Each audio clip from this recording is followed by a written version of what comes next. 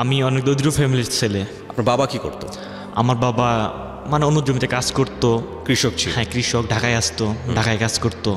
আচ্ছা, আপনি বড় ছেলে ছিলেন? হ্যাঁ, আমি মানে বড় সন্তান? হ্যাঁ, আমি বড়। আচ্ছা, আমি যখন জিএসসি পরীক্ষা দিই, মানে তখন তো ক্লাস 7-6, তখন অতটুকু বুঝি নেই। যখন আমি জিএসসি পরীক্ষা দিই তখন থেকে আমার বাবা মারও স্বপ্ন ছিল আমি যখন ভালো রেজাল্ট করি জিএসসি পরীক্ষাতে, যে আমার ছেলের ভালো একটা চাকরি নিয়ে দেবো, ডিফেন্সের চাকরি। এবং আমার বডি ফিগার এখন যেরকম, তখন আরও মানে অনেক মানে ছিল, চওড়া ছিল। এবং প্লাস ক্রিকেট মাঠে যখন গেতাম ছোটোবেলায়, ক্রিকেট খেলতাম, মানে অনেকজন বলতো, নানান সমালোচনা করতো আমাকে নিয়ে। যে আপনার বাড়ি কোথায়? আমার হোম ডিস্ট্রিক্ট কুড়িগ্রাম, রৌমারী থানা, রতনপুর গ্রাম। ওকে। ওখানে ক্রিকেট খেলতাম, সবাই আমাকে নিয়ে সমালোচনা করতো যে অমুকের ছেলে অনেক লম্বা চওড়া। সমালোচনা না, আলোচনা? হ্যাঁ, আলোচনা করতো যে ম্যাট্রিক পরীক্ষা দিলে ওর ডিফেন্সে চাকরি হবে, আর্মিতে, এরকম। এবং আমার বাবাকেও বলতো, আমার মাকেও বলতো, আমাকেও সবাই বলতো। এবং আমার ছোটো থেকে স্বপ্ন ছিল আমি পুলিশ হব, আমি দেশের জন্য কাজ করব। এবং আমার বাবা মারও স্বপ্ন ছিল যে আমার ছেলেকে ডিপার্টমেন্টে দেবো, এরকম। যখন আমি ক্লাস 9-এ উঠি গিয়েছি ভালো একটা রেজাল্ট নিয়ে, তখন আমার স্বপ্নটা আস্তে আস্তে বড় হয়ে যায় এবং আমার ফ্যামিলিরও স্বপ্নটা অনেক বড় হয়। আমি কমার্স নিয়ে লেখাপড়া শুরু করি, কমার্স নিয়ে। আমার মামা সাজেশন দিচ্ছে যে তুই কমার্স নিয়ে পড়, আমি মামার সাজেশনে কমার্স নিই তখন সে সময়। এবং 9-10 এবং ম্যাট্রিক পরীক্ষা দিয়েই ভালো রেজাল্ট করি। আপনার বাবা কৃষক ছিলেন? হ্যাঁ। তার তো পড়ানোর সামর্থ্য ছিল এই কৃষিকাজ করে? না, সে আমাদের ফ্যামিলি চালাইতো, প্লাস মানে কোনো আয় করতো না। উনি আমার পিছেই সব কিছু খরচ করতো। এই কৃষিকাজ করে যে পয়সা হতো সেটা আপনার পিছনে? হ্যাঁ, আমার পিছিয়ে খরচ করতো। আচ্ছা। এবং আমাকে মাঝে মাঝে বলতো ডাক দিয়া, জাতিক তুই আমার ভবিষ্যতের অ্যাকাউন্ট, এভাবে আমাকে বলতো। ভবিষ্যতের অ্যাকাউন্ট? হ্যাঁ, আমাকে এভাবে বলতো। এবং যখন ম্যাট্রিক পরীক্ষা আমি ভালো রেজাল্ট নিয়ে পাশ করি, তখন আমি ইন্টারে আবার কমার্স নিয়ে পড়া শুরু করি। তখন একবার আর্মিতে গেলাম। আর্মিতে যখন আমি যাই, ও আর্মিতে যাওয়ার আগে কিছু কাহিনী আছে। আমার পায়ের একটা আঙ্গুলের সমস্যা ছিল, আপনার নখের একটা সমস্যা ছিল। জি। এখন আমি বাড়িতে বলি, মা আমার এই সমস্যা, যদি আমি আর্মিতে যাই তাহলে তো বের করে দেবো, আমি তো সম্পূর্ণ ফিট, কিন্তু ওটা তো আমার আনফিট। সেই সময় ভাইয়া চৈত মাসের দিন আমাদের আব্বা ঢাকায়, অনেক কষ্ট আমাদের ফ্যামিলিতে সেই সময়, মানে অনেক কষ্ট চলতেছে, টাকা পয়সা নাই একেবারে, আমাদের জমি জমাও নেই একেবারে। এক কাটা এরকম যে জমি আছে ওই পরিমাণে জমিও নেই। মা আমার বলতেছে যে তোর বাবার কাছে টাকা নিয়ে কিন্তু বাজার খরচ করলাম, আর সে এই সময় তো টাকা নেই আমাদের কাছে, আমরা কী করি? আমার মা অনেক কষ্ট করে আমাদের খাবারের চাউল ছিল, পরে আমার চাউল বের করে দিচ্ছে, যা বাজারে বিক্রি করে তুই ওটা ঠিক করে নেয়, অপারেশন করা লাগে 400 টাকা না 500 টাকা। ওই 400-500 টাকা আমার বাড়িতে ছিল না। এটা আপনার খাবারের চাল বিক্রি করে এই পায়ের নখটা ঠিক করেছেন, যাতে করে আপনি আর্মিতে জয়েন করতে পারেন? হ্যাঁ, জয়েন করতে পারি। প্লাস আমি ওইটা করছি, অপারেশন করছি, হাসপাতালে আইসা ওষুধপাতি নিচ্ছি, কম কম করে ওষুধপাতি সব নিচ্ছি। ডাক্তার যে পরিমাণে নিতে বলছে ওইবারে নিতে পারিনি আমি ব্যান্ডেজ করে যখন বাড়িতে চলে আসি, প্রচুর রক্তক্ষরণ হয়। আমি যখন সুস্থ হই, মানে সুস্থ বলতে আমার শুধু পাটা শুধু অবশ করছিল, আমি যখন উঠি দেখি অনেক রক্তক্ষরণ হয়েছে। পরে যখন আমার আঙ্গুল শুকাইলো, শুকানোর পর আমি আর্মিতে যাই। এটা হচ্ছে ফেব্রুয়ারি মাসে। ফেব্রুয়ারি? আচ্ছা। আমি আর্মির মাঠে যাই। মাঠে যাওয়ার পর আমি সব কিছুতে ফিট। আপনার প্রাথমিক মেডিকেল হয়েছে, আপনার চূড়ান্ত মেডিকেলে আমার একটা দাঁতের সমস্যা ছিল, আবার একটা সাইডে দাঁতের সমস্যা ছিল। এখন আমাকে মেজর বলতেছে, মেজরের সামনে যে আসছি, পরে আমারে বলতেছে যে তুমি ওটা ক্যাপ করে নেক্সট টাইমে আইসো, তোমার ফিগার অনেক ভালো, নেক্সট টাইমে তুমি ট্রাই করিও। আমি আসলাম। দাঁতের সমস্যাটা কি আপনি আগে থেকে জানতেন? হ্যাঁ, আগে থেকে জানতাম, একবারে লাস্টে তো আমি মনে করছি যে ওইটা মনে হয় তেমন কিছু হবে না। ওকে। হ্যাঁ, কালো হয়েছে সামান্য একটু, কিন্তু বলছে যে এটা রোড কেনেল করে তুমি ক্যাপ করি, ওইটা ক্যাপ করে আইসো। পরে আমি আসলাম। আসার পর কলেজ করতেছি। এই সময় আমার ফ্যামিলির, মানে আমার মার সঙ্গে হঠাৎ করে কাজ করতে বলে একটা আমার আম্মু, আমি কাজ করি নাই। আম্মু অনেক রাগারাগি করছে, আমি অনেক অলস টাইপ ছিলাম একটু। আচ্ছা। এবং আমাকে আম্মু তেমন আমাকে কাজ করাইতো না, মানে চিন্তা করতো যে আমার ছেলেরা যদি মাঠে পাঠাই, যদি আঙ্গুল কাটতো তাহলে চাকরি হবে না। আমার আম্মু নিজে কাজ করতো। আচ্ছা। একদিন কি যেন কাজ করতে দিছে একটা, আমি কাজটা করি নাই। এখন আম্মু আমার সাথে রাগারাগি করছে যে তোর আমি কবে কাজ করতে দিই, আজকে তোরা আমি বলছি এই জিনিসটা আনতে, তুই নিয়ে আসলি না, আর তুই ছাড়া আমার কে আছে, তুই বড় ছেলে। অভিমান করেছে? হ্যাঁ, অভিমান করছে। আমি আবার মনে মনে ভাবলাম যে এখন যে বাড়ি থেকে পালাই যাই আমি, তাহলে আমি কয়েকদিন ফাঁকিও দিতে পারবো, স্কুলেও যাবো না, কলেজেও যাবো না, প্লাস এই কাজগুলো করবো না। কি কাজ ছিল এটা? এটা ছিল সেই সময় অন্যের জমিতে, ওই যে আপনার আমাদের গরু ছিল একটা, জি, মানে ধান যে কাটে, আচ্ছা, ওই ধানটা কাইটা মানে মানুষের ওদের বাড়িতে, গৃহস্থর বাড়িতে পিটাইতাম, পিটাই শুধু ওই আমরা আটিটা নিয়ে আসতাম। ও আচ্ছা আচ্ছা, বুঝতে পেরেছি। মানে ধান কেটে দিবেন, ধানটা আপনি হচ্ছে হলো ধান ছড়িয়ে, এটাকে বলে গাছ থেকে ছাড়ানো। হ্যাঁ, গাছ থেকে ধান গাছে বাড়ি দিয়ে ধানটা ছড়াবেন, এতে আপনাদেরকে যেটা দিবে ওনারা সেটা হচ্ছে খড়টা আপনারা নিয়ে যেতে খড়টা, ওটা আমরা গরুরে খাওয়াবো। আচ্ছা, এই পরিশ্রমের বিনিময়ে শুধু খড়টুকু পাবেন? হ্যাঁ, খড়টুকু। আচ্ছা, এখন আম্মুর সঙ্গে আমার তখন মাথায় এটা আসলো যে এই সময় আমি বাড়ি থেকে পালাই যাই আর আম্মুরও আমি কাদাম, এরকম প্ল্যান করলাম। করার পর আমি বিকালবেলা ব্যাগ টেক নিয়ে আম্মু যখন কই গেছে আমি নিয়ে ব্যাগ নিয়ে পালাই গেছি। ওই প্ল্যানিং করে আমার এক নানু ছিল পাথরের চর বাড়ি, ওটা ছিল আমার নানার চাস্তো বোন, ওখানে বিয়ে হয়েছিল বক্সিগঞ্জ বাজার। ওটা হচ্ছে আপনার পাথরের চর নামে একটা জায়গা, ওদের গ্রাম। বলি যে ওই বাড়িতে যাব। ওই বাড়িতে প্রথমত যাই আমি। যাওয়ার পরে নানুর সঙ্গে কথা বললাম যে নানু ভালো আছেন? হ্যাঁ। তুই এতদিন পর আসছস? আমাকে হ্যাঁ। এর আগে ফির নানু আমাদের বাড়িতে আসছিল, আসার পর আম্মুরে বলছে যে ওরে পাঠায় দিও তো আমাদের বাড়িতে। এবং আমারও বলছে যে অনেকদিন থেকে যাস না, তুই আমাদের বাড়ি বেড়ায় আসিস। পরে নানুর বাড়ি থেকে নানু ভালো আসছেন? হ্যাঁ। বস তুই। বাড়ির সবাই ভালো আছে? হ্যাঁ ভালো আছে। আসছস, কয়েকদিন থাক। আমি তো মনে মনে ভাবি যে থাকবই তো, বাড়িতে কাঁদাচ্ছি আমি মারে, মানে এই প্ল্যানিং আমার মাথার মধ্যে সবসময় ওইটাই ঘুরঘার করছে। এখন বাড়ি থেকে আমি কোনো যোগাযোগে বন্ধ করছি। তারপরের দিন টেলিভিশন, নানুর রুমে টেলিভিশন ছিল তো, আমি টেলিভিশন দেখতেছি। সেই সময় একটা মেয়ে দেখি রুমে আসছে, কেমন যেন আমার ভালো লাগলো সেই সময়টা। কোন ক্লাসে পড়েন ওই সময়টাতে? আমি ইন্টার সেকেন্ড ইয়ারে। ইন্টার সেকেন্ড ইয়ারে পড়ছেন, ওকে। আই পরীক্ষার আগে এই সময়, ওকে। কেমন যেন ভালো লাগে আমার, ভালো লাগে। পরে আমি টেলিভিশন দেখলাম, দেখার পর ও প্রতিদিন ওই নানুর রুমে আসে। কে ওই মেয়েটা সেটা আপনি জানেন না? ওইটা জানি না। ওকে। পরে ওই নানুর একটা ছেলে আছে, মামা, ছোট, নাম সুজাত। ওর কাছে আমি জিজ্ঞেস করি যে এই মেয়েটা কে? আমার ভাতিজি লাগে, মানে আমার ওই নানার মানে নাতনি লাগে। আচ্ছা, আমি ফির নাতি হই। ওকে, বুঝতে পারছেন? আমি আবার বললাম যে ওর কি বিয়ে হয়েছে? না, বিয়ে হয়নি। মামা কি জন্য প্রশ্ন করছেন? আমি না, এমনিতে স্বাভাবিক, একটা সুন্দরী মেয়ে তো দেখলে বলতে পারি। ওর মামা হাসে, ফ্রি ছিলাম তো। আচ্ছা ঠিক আছে, সমস্যা নেই। ও রাত্রে ঘুমাইছে, ওই সুজাত আমার মামা, ওর ফোনটা আমি নিচ্ছি বালিশের তল দেখি নিয়ে আমি এক এক করে নাম্বার চেক করতেছি। দেখি যেহেতু ওর ভাতিজি লাগে অবশ্যই নাম্বার আসছে ওখানে। পরে দেখি ওখানে সেভ করে আছে পারভিন নামে। আমি নাম জানতাম মেয়ের, পরে নাম্বারটা ওখানে কালেক্ট করছে। ওকে। প্রত্যেক দিন সকালবেলা ওই মেয়ে আসবো, এসে টেলিভিশন দেখবো, 9টা পর্যন্ত থাকবো, আবার চলে যাইবো, আবার সন্ধ্যার পর আসবো। আচ্ছা। এবং আমিও তার সঙ্গে সময় দিতাম। এবং যেদিন থেকে আমি নাম্বার নিলাম সেদিন থেকে তার আমি SMS করা শুরু করছি। এখন বলতেছে ও SMS করে আমার পরিচয় যাচ্ছে যে তুমি কে। আমি পরিচয় আর দিই না। বেশ কয়েকদিনই ভাই কাটে, প্রায় 7-8 দিন। এভাবে রমজান চাইফা আসে, আস্তে আস্তে রমজান। বাড়িতে যাননি? না। তারপর বাড়ির সঙ্গে কোনো আমার যোগাযোগে নেই। বাড়ির কথা মনেও পড়ে না? না, আস্তে আস্তে এখানে মানে আমার সব ফিলিংসটা এখানে এসে কোনো চিন্তায় বাড়ির জন্য হয় না। বুঝতে পেরেছি, হ্যাঁ। এভাবে প্রায় 1 মাসের কাছাকাছি চলে গেল। আমি নানুর বাড়িতে থাকি, প্লাস নানুর বাড়ি থেকে একটু আমার বন্ধুর বাড়িতে যাই। এবং বাড়িতে জানেও না আপনি কোথায় আছেন? না, বাড়িতে কি হচ্ছে আমি তাও জানি না। আচ্ছা। তারপরে এইভাবে সময় আস্তে আস্তে যাচ্ছে। পরে রমজান 3 রমজান না 4 রমজানের দিক আমার আম্মু ফোন করছে এখানে। হ্যাঁ, আমার নানুরে। আমি কোন জায়গায় যেন গেছি, আমি আসছি, নানু আমারে বলতেছে যে তুই বাড়ি থেকে রাগ করে আসছস। আমি কই কে বললো আপনারে? তোর আম্মু ফোন দিচ্ছিল। আমি হ্যাঁ, বাড়ি থেকে রাগ করে আসছি। তুই বলবি না? থাকবি তো থাকবি, তুই বলতি যে বাড়ি থেকে রাগ করে আসছি, তারা চিন্তাই ছিল। এবার আমি বললো যে আমি ওদের কাঁদানোর জন্যই আমি এরকম করছি। আচ্ছা ঠিক আছে, তুই বাড়িতে যাস তাড়াতাড়ি। আমার আর কিছু বললো না। আমার তো বাড়িতে কোনো চিন্তাই নেই, ওদিকে যাওয়ার আমার চিন্তাই নেই। সবকিছু মাথার মধ্যে। আমি এটার নাম কি? পারভিনের জন্য। হ্যাঁ। এবং ওদের বাড়ি কি ছিল, মানে আপনার বাড়ির থেকে কাছাকাছি? একেবারে কাছাকাছি। আচ্ছা। একটা ঘর ডিফারেন্ট। ও আচ্ছা, এই ঘর। হ্যাঁ, এই ঘরে। আচ্ছা আচ্ছা। পরে কেমন যেন প্রেম শুরু হলো। পরে ভালোই প্রেম একটা জমানোর পর ফোনে কথা হয়। ও আমার সঙ্গে দেখা করে রাত্রে করে, রাত 8টা-9টায় দিক। মানে কি সবাই ঘুমিয়ে গেলে পড়তে বসে যখন? ও আচ্ছা।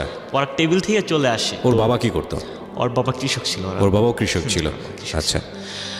ও আসতো আমার সঙ্গে গল্প করতো, মানে যা হয় দুজনে পাশাপাশি তাইকা। পরে আস্তে আস্তে কেমন আমার আবেগটা বা ইমোশন, মানে আমার মানে এটা ওর প্রতি কেমন যেন একটা গভীর একটা ভালোবাসা সৃষ্টি হলো।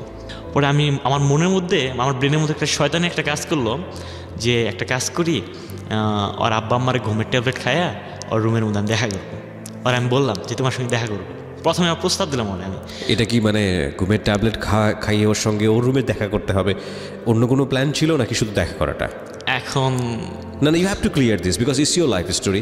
আমাদের জানার জন্যই যেন জিজ্ঞেস করছি, মানে বিষয়টা কি ইন্টেনশনালি ছিল যে না আপনারা যে সম্পর্কের মধ্যে আছেন এটা পবিত্রতম সম্পর্ক থেকে একটা অনৈতিক সম্পর্কের দিকে যাচ্ছে, ব্যাপারটা কি এরকমই ছিল?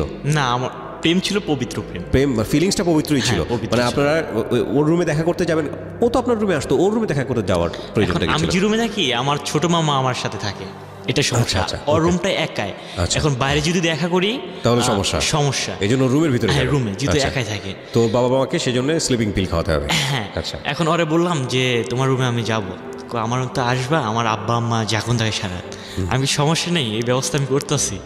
ওরা আমি বাজার থেকে ঘুমের ট্যাবলেট নিয়ে আসছি, 2টা 3টা নিয়ে আসছি, নিয়ে এসে আমি সুন্দর করে মানে গুঁড়া করছি। আচ্ছা, গুঁড়া করে ওরা বলছি যে এটা তুমি ইফতারের শরবতের সাথে খাওয়াই দিন।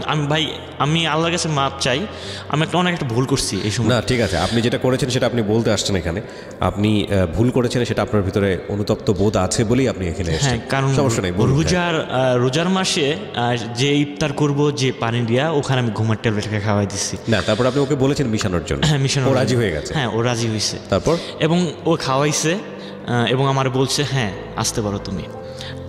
আমার যে রুমটা ছিল সেই রুমটা হচ্ছে নানু ওই রুমে থাকতো, আমার এই রুম ছিল, মাঝখানে একটা পার্টিশন ছিল ওখানে। জি। মানে আমি যদি বেরোতাম তাহলে ওই রুমের মাঝখান দিয়ে যাওয়া লাগতো, যা ওদের দরজা খোলা লাগতো। ওকে। এখন ভাবলাম যে এবার যেগুলো তো টের পাইবো ওরা। জানলা ছিল একটা, জানলার মধ্যে গ্রিল ছিল না আমাদের। আমি কি করছি, জানলা খুলে ড্রাইভ করছি জানলা থেকে। মানে আপনার রুমে জানলা দিয়ে বেরোচ্ছেন আপনি, হ্যাঁ, তখন চিন্তা হয়নি আপনি বাসার ভিতরে ব্যাক করবেন কিভাবে? এই জানলা দিয়ে আমি ঢুকবো আবার, জানলা দিয়ে ঢুকবেন, মানে okay. জানলাটা তেমন উঁচা ছিল না, কাছাকাছি ছিল। আচ্ছা আচ্ছা। তারপর আমি এক পর্যায়ে রুমের কাছে যাই, যাওয়ার পর দেখি দরজা লক করা, শুধু জানালা খোলা। এখন ভাইয়া আমার লাইফের প্রথম তো অনেক একটা ভিতরে একটা কাজ করলো, আল্লাহ কি টিপ যে টিপ হয়। টিপ টিপ হ্যাঁ, টিপ বুকের মধ্যে। মানে শীতের রাত কেমন যেন একটা ভয় লাগছে। কি করলাম, জানলা দিয়ে হাত দিলাম ভিতরে, আমি আচ্ছা। ভিতরে হাত দিয়া দেখি কাজ হয় না, ওরা আমি পারি না। পরে একটা বাইরে একটা শোলা ছিল, আমরা বলি শোলা, পাটের ভিতরে যেটা থাকে, আচ্ছা ওইটা দিয়ে আমি গোতা মারছি ওরে। আচ্ছা। ওরে গোতা মারছি, ও বুঝতে পারছে, আসছে। পরে ও দরজা খুলে দিচ্ছে। যে এই সময় যদি রেডিও নেটওয়ার্ক না থাকে তাহলে কি হবে? ধরেন আপনারা যারা শুনতেছেন কান বেঁধে উদ্গ্রীব হয়ে কি হতে যাচ্ছে, হ্যাঁ, সে ধরেন আপনার রেডিও আপনি আর শুনতে পাচ্ছেন না, ঢাকা এফএম এখন শোনা যাচ্ছে না, তাহলে কি হবে? ওকে, না অবশ্যই আমরা শুনবো, বাট আমি একটা জিনিস আপনাদেরকে বলতে চাই একটা ছোট্ট করে, সেটা হচ্ছে আপনারা নিশ্চয়ই জানেন, একটা ছোট্ট বিজ্ঞাপন করে নিই আমার বইয়ের। জীবন গল্প এবং সিক্রেটস নামে আমার একটা বই বাজারে এসছে, ঢাকা এফএম 90.4-এর একটা মাত্র বই। বইটি যদি আপনারা সংগ্রহ করতে চান, আপনারা বইমেলা থেকেই বইটি সংগ্রহ করতে পারবেন। 101 নম্বর স্টল নাম্বারটা খুব সহজ মনে রাখা, 101 নম্বর স্টল। এটা হচ্ছে বর্ণ প্রকাশের স্টল। আমি মাঝে মাঝে যাচ্ছি চুরি চুরি করে, অনেকেই আমার কাছ থেকে জানতে চেয়েছেন ফোন করে, প্লাস হচ্ছে SMS-এর মাধ্যমে, এছাড়াও ফেসবুকের মাধ্যমে, যে এবারের বইমেলায় আমি যাব কি না। হ্যাঁ, এবারের বইমেলায় আমি যাচ্ছি আগামী শুক্রবার। আজকে হচ্ছে কি বার? বুধবার থেকে বৃহস্পতিবার পড়লো, অর্থাৎ পরশুদিন। আগামী শুক্রবার ঠিক সকাল 11টায় বর্ণপ্রকাশের স্টলে। বর্ণপ্রকাশের স্টল নাম্বার হচ্ছে 101। বইমেলার গেট দিয়ে ঢুকেই, সরোয়ার্দী উদ্যানে বইমেলার গেট দিয়ে ঢুকেই হাতের বামে পড়বে বর্ণপ্রকাশ, 101 নম্বর স্টল। দেখবেন আমার ছবি অনেক বড় করে উপরে দেওয়া আছে। ওখানে ঠিক সকাল 11টায়, আগামী শুক্রবার সকাল 11টায় আপনাদের সঙ্গে আমার দেখা হচ্ছে। যারা দেখা করতে চান চলে আসবেন বইমেলাতে, যারা আমার হাত থেকে বইটি কিনতে চান চলে আসবেন আগামী শুক্রবার ঠিক সকাল 11টায় 101 নম্বর স্টল, বর্ণপ্রকাশের স্টল, সরোয়ার্দী উদ্যানের। ওকে, দেখা হচ্ছে আপনাদের সঙ্গে। হ্যাঁ বলুন, তারপর ও দরজা খুলে দিছে অলরেডি।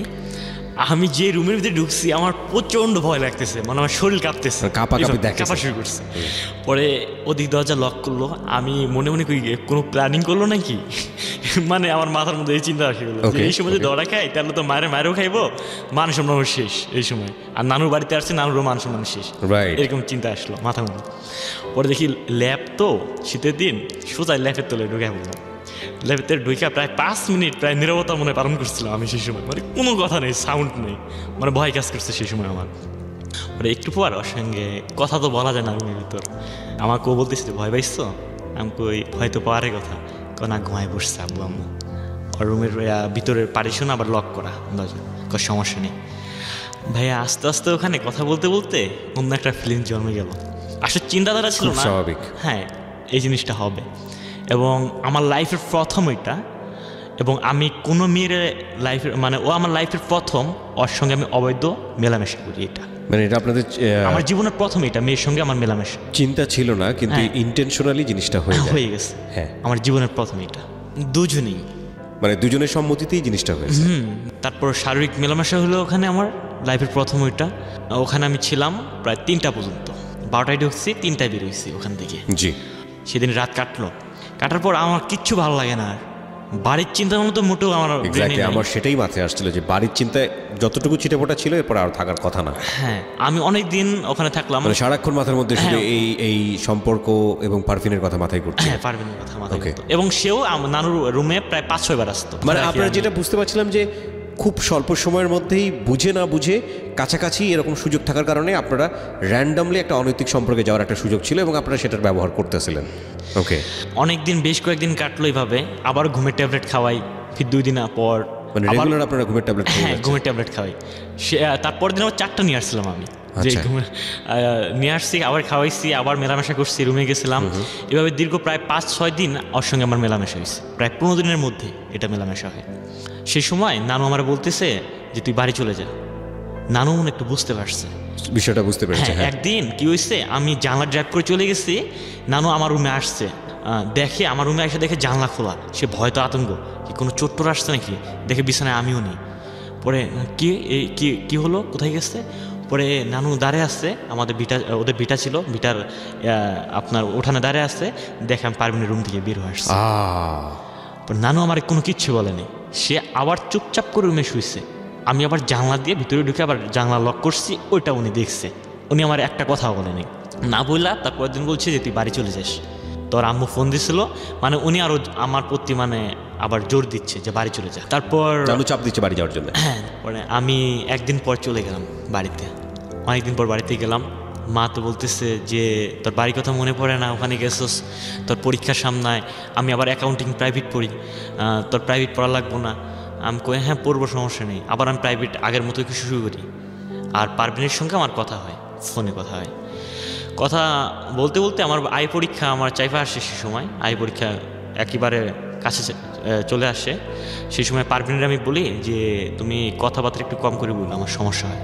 আমি ওরা বললাম, মানে চিন্তাধারাটা আমি ফাঁকে আসছি তো এখন রৌমারিতে, ওর বাড়ি পাথরের চর, আমার পরিবর্তন হওয়া শুরু করলো, মানে ওর প্রতি আমার ফিলিংসটা কমতে শুরু করলো। হ্যাঁ, শুরু করলো।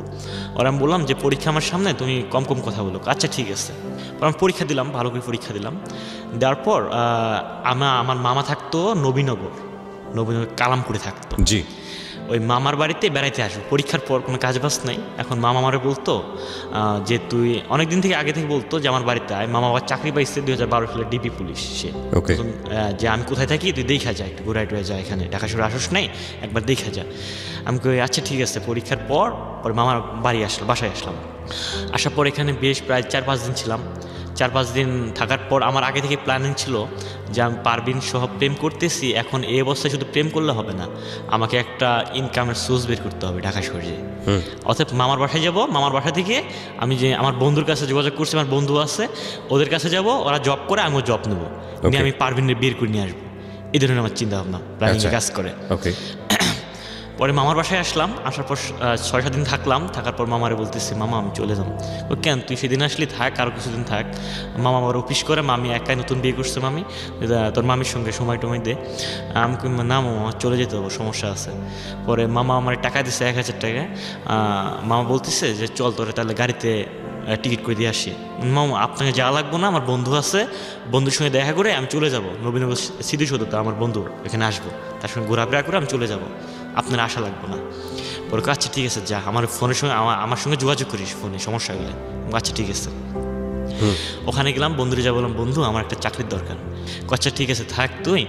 এখন ওর কাছে আমি প্রায় 7-8 দিন থাকলাম, চাকরি কোনো ব্যবস্থা হলো না, অনেক খোঁজাখুঁজি করতেছে। আচ্ছা, ও মেসে থাকে তো আমি মেসে কষ্ট করে থাকি। আর পারভিনের সঙ্গে আমার কথাবার্তা চলে ফোনে। হ্যাঁ, ফোনে কথাবার্তা চলে। এবং পারভিন আমি বলতেছি যে আমার চাকরি হবে, রেডি থেকে তোমার আমি নিয়ে আসবো, এরকম কথা আমি বলছি পারভিনরে। পরে আমার একটা চাকরি হয়, প্রাণ আরএফএল কোম্পানিতে জব হয়। প্রাণ আরএফএল কোম্পানিতে জব হয়। এখানে ঢাকা মধ্যপাড়ায় আমি পরীক্ষা দিচ্ছি, এখানে ইন্টারভিউ হয়েছে সব কিছু। পরে আমার এখানে চাকরি হয়। চাকরি হওয়ার পর আমি তখন আমার পোস্টিং করে কোনাবাড়িতে, ওখানে আমি কাজ করি। এখন আমি যোগাযোগ করতে করতে একদিন দেখি ওর ফোন অ্যাক্টিভ না, বন্ধ কেন? আপনার আর্মিতে আর পরীক্ষা দেওয়া হলো না? না, মানে আর্মিতে পরীক্ষা বলতে আর্মি এখনো দিন চাইফা আসেনি। অ্যাপ্লাই করে রাখছেন, ওরা এখনো ডাকেনি। এখনো ডাকে নেই, তারা SMS করেনি ফোন। একদিন ওর ফোন অ্যাক্টিভ পাচ্ছি না, আমি প্রায় 3-4 দিন অ্যাক্টিভ পাচ্ছি না, কি হলো? পরে আমি ডাইরেক্ট মামারে ফোন দিলাম, মানে ওই যে সুজাত, যে ওর ইয়া হয়, আপনার চাচা হয় সম্পর্কে, ওর ফোন দিলাম যে পারভিনের ফোন অ্যাক্টিভ না কেন? ও আমার বলতেছে যে পারভিন তো বিয়ে হয়েছে। পারভিন তো বিয়ে হয়েছে। আমি কবে হয়েছে? কেন, এই ঈদের মধ্যে হয়েছে। আমি আবার ঈদের পরে আপনার কোনাবাড়ি চলে আসছি। মানে কি আপনার সঙ্গে কথাবার্তা হতো, তার হঠাৎ করে বিয়ে হয়ে গেল, আপনি কিছু জানলেন না? না, আমার কোনো কিচ্ছু বলেনি। পারভিন নিজেও কিছু বলে না, কোনো কিচ্ছু বলেনি এর মধ্যে। শুধু ওর সঙ্গে কথাবার্তা চলতো যে আমি আমার চাকরি হলে তোমার নিয়ে আসবো। আচ্ছা ঠিক আছে। হঠাৎ করে দেখি ফোন অ্যাক্টিভ, আপনার ইনঅ্যাক্টিভ না, হ্যাঁ ইনঅ্যাক্টিভ। পরে এরকম 3-4 দিন চলে যায়, তারপর আবার আমি মামার কাছে ফোন দিই, ওই যে তারপরে জানাই যে বিয়ে হয়ে গেছে। হ্যাঁ, আমি তাও ওর কাকারে সরাসরি বলি নাই যে পারভিনের কি হয়েছে, আমি ইঙ্গিতের মাধ্যমে ওরে বললাম, ওনারে বললাম যে উনি বললো যে পারভিনের বিয়ে হয়েছে।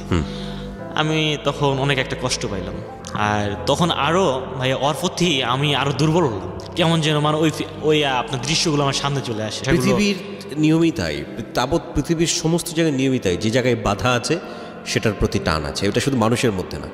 জি ভাইয়া, তখন তো আমার অনেক কান্না হয়, আমি ঘুমাইতে পারি না সারাদিন। ওই দৃশ্য আমি চেলসি চাকরি করি, আরও চেলসি তো টার্গেট থাকে আমাদের কোম্পানি থেকে, আমি কাজও করতে পারি না ঠিক মতো, শুধু ওইটা চিন্তা আসে মাথার মধ্যে। ওরে এইভাবে প্রায় 2-3 মাস কাটে, এইভাবে নানান ঝামেলা, আমার মানসিক টেনশনের সাথে আমি জড়িত। জি। পরে আমি ভাবলাম যে ও যখন বিয়েই করছে তাহলে ওর কথা আমি চিন্তাই করবো না। ও যদি পারে, ও কি জন্য আমার সাথে এরকম প্রতারণা করলো? কারণ আমার সাথে মেলামেশা করে, ও যদি পারে আমি পারবো না কেন? আমি তো আমার বাপের এক ছেলে, আমার বাবা মার স্বপ্ন আছে, মানে এই হিটটা আমার মনে একটা আইসা গেল। আমি কী করলাম, আমার ফোনটা যেটা, আমার সিমটা যে ছিল ওইটা ভেঙে ফেলছি সরাসরি, এই সিমে আমি রাখবো না। পরে আমি সিম ভেঙে ফেলার পর আমার ভালোই দিন কাটছিল। ওর টেনশন আমার মাথায় আসলো, আমি কাজের চাপে বা ব্যস্ততার মাঝে আমি ওটা মনে করিনি যে এটা যদি মনে করি তাহলে আমার লাইফটা চলবো না, এই অবস্থায় শেষ ডাউন, এটা আমি ভাবতাম। ওকে। তারপর ও 2-3 মাস পর 5-6 মাস সংসার করছে। তারপর একদিন রাত 10টার সময় আমার ফোন SMS করছে একটা, যে আমি পারভিন। পারভিন আমার কত মাস সংসার করেছে? 6 মাস। 6 মাস। পরে ওর ফোন দিচ্ছি, আমি ফোন দেওয়ার ও বলতেছে যে তুমি কোথায় আসছো? আমি বলতেছি যে আমি কোথায় থাকবো, আমি যেখানে ছিলাম ওখানেই আসছি। তুমি ফোন দিচ্ছ কী জন্য, ভালোই আসছো? হ্যাঁ। ও বলতেছে হ্যাঁ ভালো আছি, কিন্তু ওই রকম ভালো না। আমি কীরকম ভালো? যে আমি এখন খুবই কষ্টে আছি, তুমি আমাকে নিয়ে যাও। মানে ও আর কোনো কথা বাড়াইলো না, সরাসরি আমার বলতেছে যে আমারে নিয়ে যাও। আমি কই মানে তোমার আমি নিয়ে আসবো মানে? তুমি তো অনেক সুখে আসছো, তোমার স্বামী নাকি ভালো চাকরি করে, ভালো শিক্ষিত ফ্যামিলি, তাহলে তুমি ওই সংসার থেকে আমার কাছে আসবা, এর কোনোদিন সম্ভব না। এটা ও আপনাকে অফার করছিল? হ্যাঁ, ও আমার অফার করছিল। আচ্ছা। আমি আবার ফোনটা কী করছি, কাইটাতে ফোন বন্ধ করে রাখছি, কারণ আমার চিন্তা একটাই আসছে ভাইয়া এই সময় যে না, এটা কখনো সম্ভব না। কারণ ওর বিয়ে হয়েছে, এই সময় যদি আমি আমার লাইফে নেই তাহলে দেখা যায় আমার ফ্যামিলি ওর জন্য অপমানিত হবে আপনার সবার কাছে, এবং আমিও অপমানিত হবো ফ্রেন্ড সার্কেলের কাছে, এবং আমার লাইফটা ধ্বংস। আমার এরকম চিন্তা আমার মাথার মধ্যে ঘুরপাক করছে। ওকে। এবং আমি সিমটা ফোন বন্ধ করে রাখছি, এবং প্রায় 2-3 ঘন্টা পর আমি ফোন অন করছি, আবারও ফোন করছি। মানে আমি অনুমান করলাম যে ও মনে হয় সারাক্ষণ আমার ফোনে ট্রাই করে। আচ্ছা। ও আবারও বলতেছে যে আমার নিয়ে যাবো না। আমি কই ভাই এটা সম্ভব না, তুমি কি পাগলামি করতেছো, তুমি ভাইবে আবার দেখো। দেখে আমি আবার ফোন কাইটা দিয়ে আবার বন্ধ করছি, প্রায় 1 দিন ফুললি 1 দিন কোনো ফোন আমি অ্যাক্টিভ করিনি। ফোন আমি খোলার পর ও আবার ফোন দিছে, আমার আবারও ফোন দিছে। ওকে। তারপর বলতেছে তুমি আমার কথা শুনবা না, তুমি যদি আমাকে না নিয়ে যাও আমি কোনো বিষ খাবো। আমাকে কী হয়েছে? তখন আমি মাথাটা স্থির করে শুনলাম যে কী হয়েছে এমন, ও আসতে চাই কেন, একটু শুনি। আর বলতেছে কী হয়েছে তোমার? যে আমার সমস্যা। তোমার কি সমস্যা? আমার শাশুড় শাশুড়ি আমার দেখতে পায় না, আমার জ্বালাতন করে, তারা খুবই খারাপ, আমার অত্যাচার করে, এবং আমার হাজব্যান্ড ঢাকায় আরেকটা বিয়ে করছে। এটা কি ওকে বিয়ে করার পরে না আগেই ছিল? আগেই ছিল। আচ্ছা। ও আমার এটা বলতেছে আচ্ছা, যে ও নাকি ঢাকায় বিয়ে করছে। ওকে। আমি এই জন্য এই সংসার করুম না, তুমি যদি আমাকে না নিয়ে যাও, আমার কেউ নাই এখন, আমার বর্তমান কেউ নাই, তুমি শুধু আসো, তুমি যদি আমাকে না নিয়ে যাও তাহলে আমি বিষ খাবো। আমি বলছি আমি তোমার আসছি, তাহলে তুমি বিয়ে করার সময় আমার ফোন দাও না কি জন্য? বলতেছে সেই সময় আমি সুযোগ পাইনি। আমি কই সুযোগ পাও নাই মানে? তুমি কি কথা বলতেছো? পরে নানান কথা ওখানে হয়েছে, হওয়ার পর আমি ফোন রাগ করে আবার কাটা দিচ্ছি। তারপর ভাইয়া ফোন কাটার পর আমার মাথার মধ্যে শুধু ঘুরপাক, ওই দৃশ্যগুলো আবার আমার চোখের সামনে আসতেছে। মানে আপনার প্রেমের দিকে যে অনৈতিক সম্পর্কগুলো ছিল, ওর সঙ্গে যে ইন্টিমেট রিলেশনশিপ যেটাকে আমরা বলি, ওকে, এই দৃশ্যগুলো আবার আমার চোখের সামনে ঘুরপাক করতেছে। আমি আবার ভাবলাম যা কি হয়েছে, দেখি আবার ফোনটা ওর ফোন দেই আমি। কী অবস্থায় আছে আবার শুনি। আবার ফোন খুলে আবার ফোন দিছি ডাইরেক্ট যে বলো তোমার এখন কি সমস্যা, কি করতে পারি তোমার জন্য, যে আমার জন্য কোনো কিছু করতে হবে না, তুমি আমাকে নিয়ে যাও ঢাকায়, নিজে তোমার কাছে রাখো। পারভিন বলছে এটা? হ্যাঁ, পারভিন বলতেছে। তখন আমার যে মাথার মধ্যে যে মানে ইয়াগুলো কাজ করছিল তখন আর কাজ করতেছে না, তখন পারভিনের প্রতি আমি দুর্বল হয়ে গেলাম। ওই আমার দৃশ্যগুলো চোখের সামনে ঘুরপাক করছে আর প্রতি আমি দুর্বল হয়ে গেলাম। তখন আমার ফ্যামিলির কথা মনে আসতেছে না, আমার চাকরির কথা মনে আসতেছে না, আমার লাইফ যে একটা আমার লাইফ এখনও সেট হয়নি ওই দিকে আমার মনে হইতেছে না। এখন আমার মনে হচ্ছে যে আমি প্রাণ কমনে চাকরি করতেছি, এখন এই সময় আরে নিয়ে আসলে আমি খাইতে পারবো। 12,000 টাকা স্যালারি পাচ্ছি, এর মধ্যে ওরও চলবো আমারও চলবো। ওকে, এটা আমার মাথার মধ্যে ঘুরপাক খাচ্ছে। এখন বললাম আচ্ছা ঠিক আছে, তাহলে আজকে তো স্যালারি দিব না, 10 তারিখে 11 তারিখে স্যালারি দিব, আমি স্যালারিটা নিয়ে রাত্রে আমি চলে যাব। আচ্ছা ঠিক আছে। তারপর আমি স্যালারি পাইলাম। স্যালারি পাওয়ার পর ও আমাদের স্যালারিটা প্রাণ কোম্পানিতে 1 তারিখে দেয়, কিন্তু আমার বেতনটা হ্যান্ড ড্রাফট করছিল, আমার টার্গেটটা পূর্ণ হয়নি। জি, এই জন্য 11 তারিখে বেতনটা দিচ্ছে আমার। আমি পরে বেতন নিলাম, নেওয়ারে ফোন দিছি যে আমি তো বেতন পাইছি, তাহলে আমি টিকিট করলাম, তুমি বের হয়ে থাকো। এটা বিকালবেলা কথা হলো। ওকে, আচ্ছা ঠিক আছে, আমি বের হবো, আমি তো বাড়ি থেকে যাইতে পারবো না, তাহলে আমি এক দাদুর বাড়িতে, নানুর বাড়ি ওর, এটা হচ্ছে বক্সিগঞ্জ না, ওটা ডিগ্রিচর বাজার, যে আমি ওখানে আসি, তুমি আইসা রাত্রে আমার ফোন দিও, আমি ওখান থেকে তো বের হয়ে যাব, তোমার সঙ্গে বাইরে হয়ে যাব। আচ্ছা, আমি আচ্ছা ঠিক আছে। কথা মতো কাজ শুরু হইলো। তারপর আমি টিকিট করলাম নাবিল গাড়িতে। রাত 3টার সময় আমি ওই ডিগ্রির চরে নামলাম। নামার আমি ফোন দিছি যে পারভিন আমি তো নামছি, তাহলে তুমি তো বের হইছো? হ্যাঁ আমি ওকে, সব কিছু আছে, আমি তো দাদুর বাড়ি চিনি না, কাকার বাড়ি উঠে আমি চিনি না। আমার বললো কি যে তুমি উত্তর দিকে হাঁটো মেন রাস্তা দিয়া, দেখো আমি মেন রাস্তায় দাঁড়ায় আছি, তুমি যেখানে আসো ওখান থেকে আমি 2 মিনিট পরে আমি, মানে ও আমাকে এই কথাটা বললো। ওকে, আমি আবার কি করলাম, ওখান থেকে হাঁটা শুরু করলাম। হাঁটতে ভাই আমার ফোন গেছে বন্ধ হয়ে। ওহো, আমার নর্মাল একটা ফোন ছিল, একেবারে শাটডাউন, মানে ফোন আর অন হচ্ছে না, বারবার ট্রাই করছি ফোন অন হচ্ছে না। আমি ওখান থেকে প্রায় 5-6 বার রাউন্ড করছি, প্রায় 2-3 কিলো গেছি পর্যন্ত, কিন্তু ওর আর দেখা আমার মিলেনি। তখন কটা বাজে? রাত 3:30, তখন 4টার কাছাকাছি, 3:30 মাই সেই রাত্রে। ওকে, তারপর আমি অনেক মানে ভয় কাজ করছে এখন, যে কি হলো, ওরও তো পাইতেছি না, এখন যদি কেউ যদি আমাকে দেখে এই সময়, তাহলে চোর মনে করে পিটাই, যে এত রাত্রে ঘোরাঘুরি করতেছে। আর আমার পায়ে বুট ছিল, জুতা ছিল, মেন রাস্তায় হাঁটতেছি তো, রাস্তার পাশে রুম আছে, অনেকজনের বাড়ি আছে, শব্দ হচ্ছে সেই রাত্রে, কোনো শব্দ নেই, শুধু আমার পায়ের জুতার শব্দ হচ্ছে। ভাবলাম এই সময় হাঁটা যাবো না। সেই সময় দেখি একটা মসজিদ পাশে, ওরা যে যদি আল্লাহর ঘরে ঢুকি তাহলে কেউ কিছু করতে পারবো না, বলতে পারবো না, আমি তাহলে মসজিদের ভিতরে ঢুকি। তারপর আস্তে করে মসজিদের ভিতরে ঢুকলাম। মসজিদের ভিতরে ঢুকে দেখি কেউ শুয়ে আছে, একটা সিরা, ওইটা হচ্ছে আপনার বস্তা। আচ্ছা, বস্তা শরীরে দিয়ে শুয়ে আছে। আমি তো প্রচুর ভয় পাইছি, আল্লাহ কে যেন শুয়ে আছে।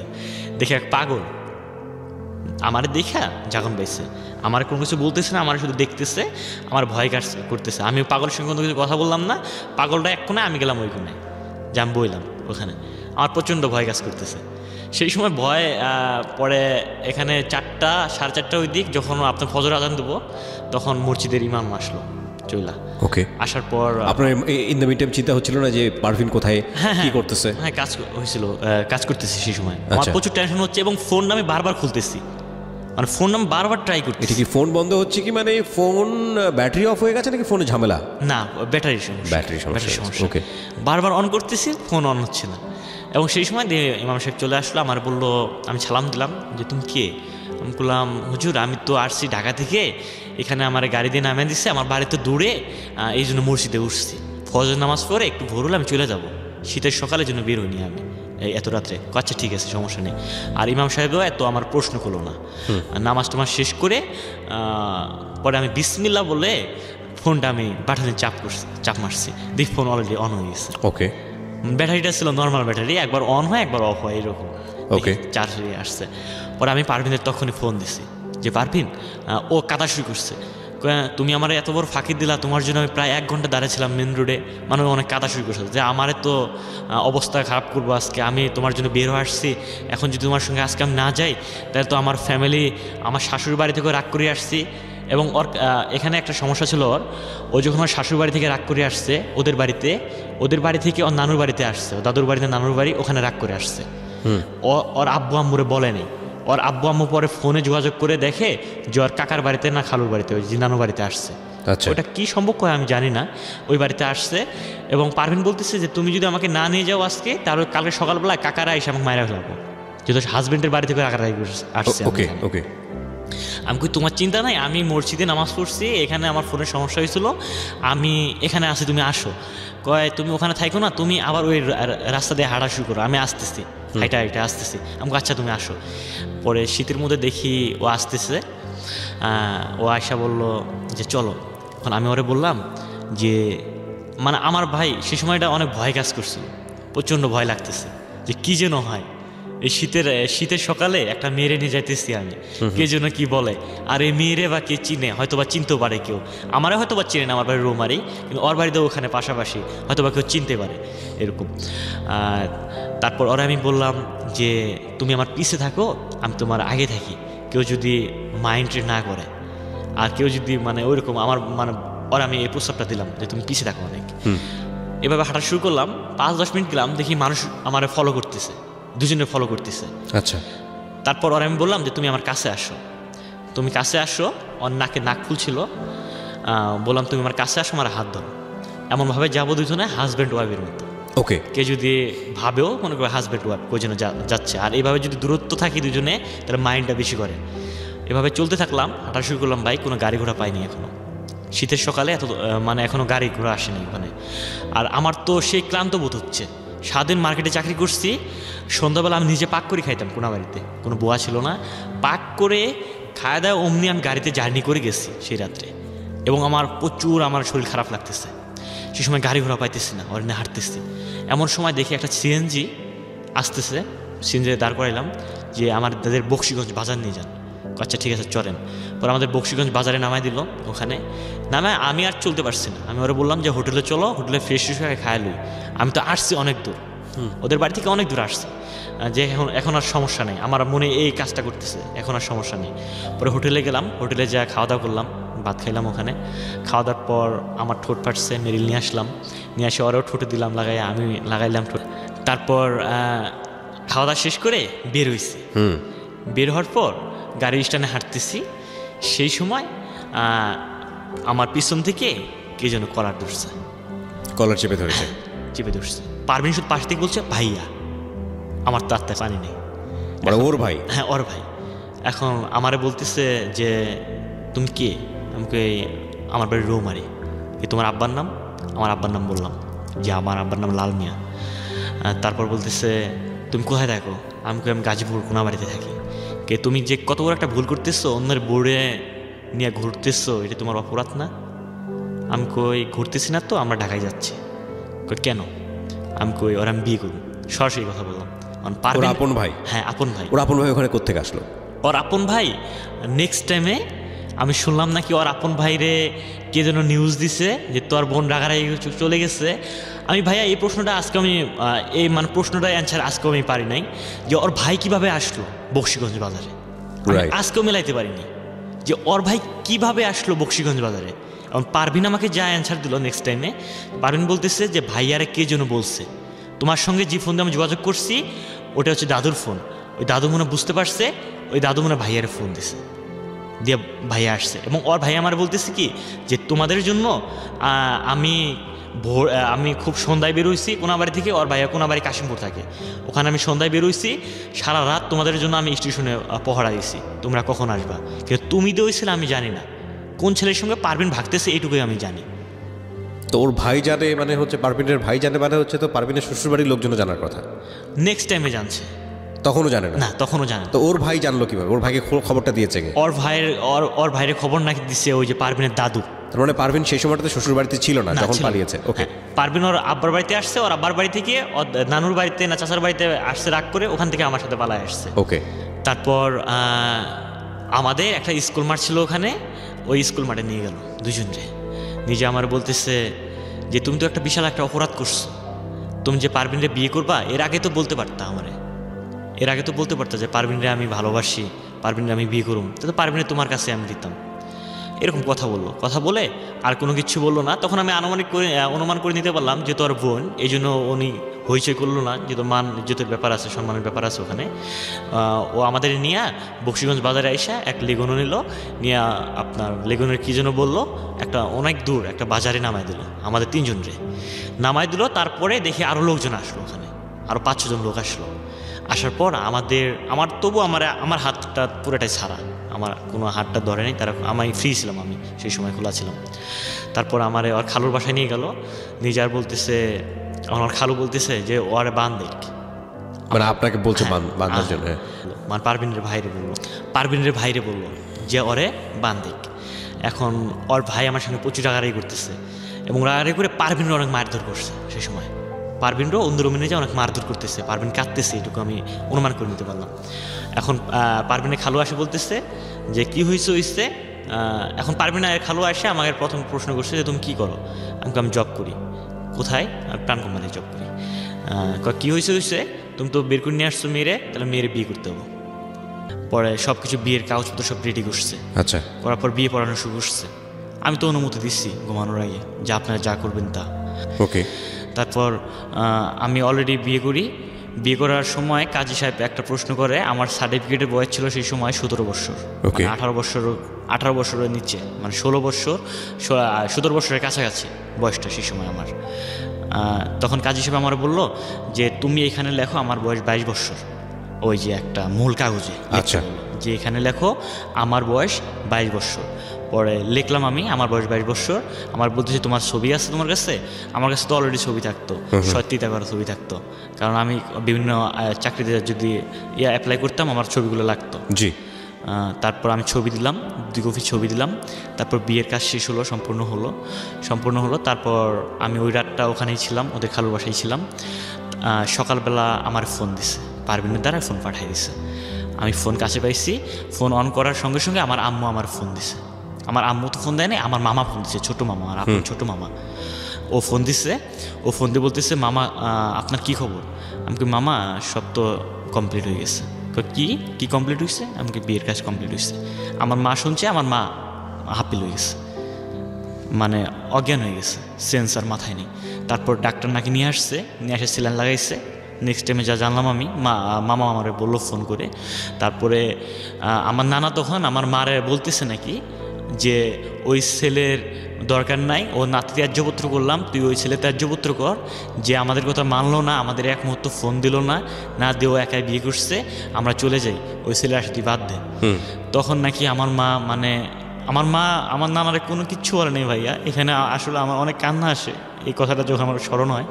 আমার মা শুধু সেলাইন অবস্থায় বলছে যে আমি এই সব কিছু বাদ দিলাম, আমার ছেলেরা অনেক দিন থেকে আমি দেখি না, শুধু আমার ছেলেরা আমি একটা নজর দেখে আমি চলে যাব, মানে সেলাইন লাগানো অবস্থায় বলতেছে। আর নানা বলতেছে যে ওই ছেলেকে তুই ত্যায্যপুত্র কর। আমার মা শুধু এই কথাটাই বলছে।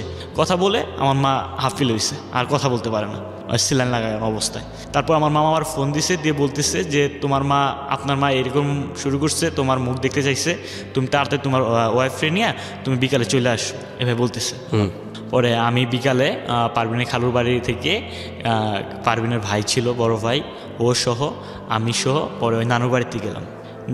মা যা দেখি ভাইয়া, মানে অনেক অসুস্থ, সেলাইন লাগানো অবস্থা। আমার তো চোখ থেকে পানি বেরোচ্ছে তখন মা যে শুনছে যে আমি আসছি, মা সেলাইন খুলে আমার জড়ায় ধরছে যে তোর কতদিন থেকে দেখি না, আমি যে বিয়ে করছি এইসব, মানে মার কোনো সেন্সে কাজ করতেছে না। বলতেছে তোর আর কতদিন থেকে দেখি না, তোর মুখ শুকায় গেছে, তুই অনেক ছিলি, তোর মুখ কালো হয়ে গেছে, মানে অনেক কথা বলতেছে, আর আমার চাপায় ধরছে। মানে আমি তো বিয়ে করছি, মা এই কথা বলতেছে না, শুধু মা মানে আমার কথাই বলতেছে শুধু। তারপর মারা জড়ায় ধরে আমিও কাঁদলাম। পরে মা অনেক কাঁদাকাটি করলো, কাঁদাকাটির পরে নানু আমার এক রুমে ডাইকা নিয়ে গেল। নানু আমার বলতেছে যে বিয়ে জন করছস, ভালো কাজ করছস, তোর শ্বশুরবাড়িতে 2-3 দিন থাকি আমার বাড়িতে চলে আসিস। আমার নানু আমার এই কথা বললো। আমি বললাম আচ্ছা ঠিক আছে। পরে মা যাইতেই যায় না, পরে নানু মারে নিয়ে গেছে, মা মারা ছিল, সেলাইন লাগানো অবস্থায় সেলাইন সহ নিয়ে গেছে, যে এক মুহূর্তে এখানে থাকবো না, যদি থাকে আরও ফিট হয়ে যাবো, এগুলো দেখবো আরও ফিট হয়ে যাবো। কারণ পারভিনের বাড়ি ছিল ওই নানুর বাড়ির সাথে প্রায়। তারপরে মারে স্যালাইন অবস্থায় গাড়ি দিয়ে নিয়ে যায়। আমি 2-3 দিন আমার শ্বশুর বাড়িতে থাকি। থাকার পর আমি আবার আমার নানু বাড়িতে চলে যাই। আমার আপন বাড়িতে যাই না, আর ওদিকে যাই না, আমার নানু বাড়িতে যাই। ওখানে আমার আব্বা তো ঢাকায়, জি, তখন আমার আব্বা ঢাকায়। আমার মা চলে আসে আমার নানু বাড়িতে।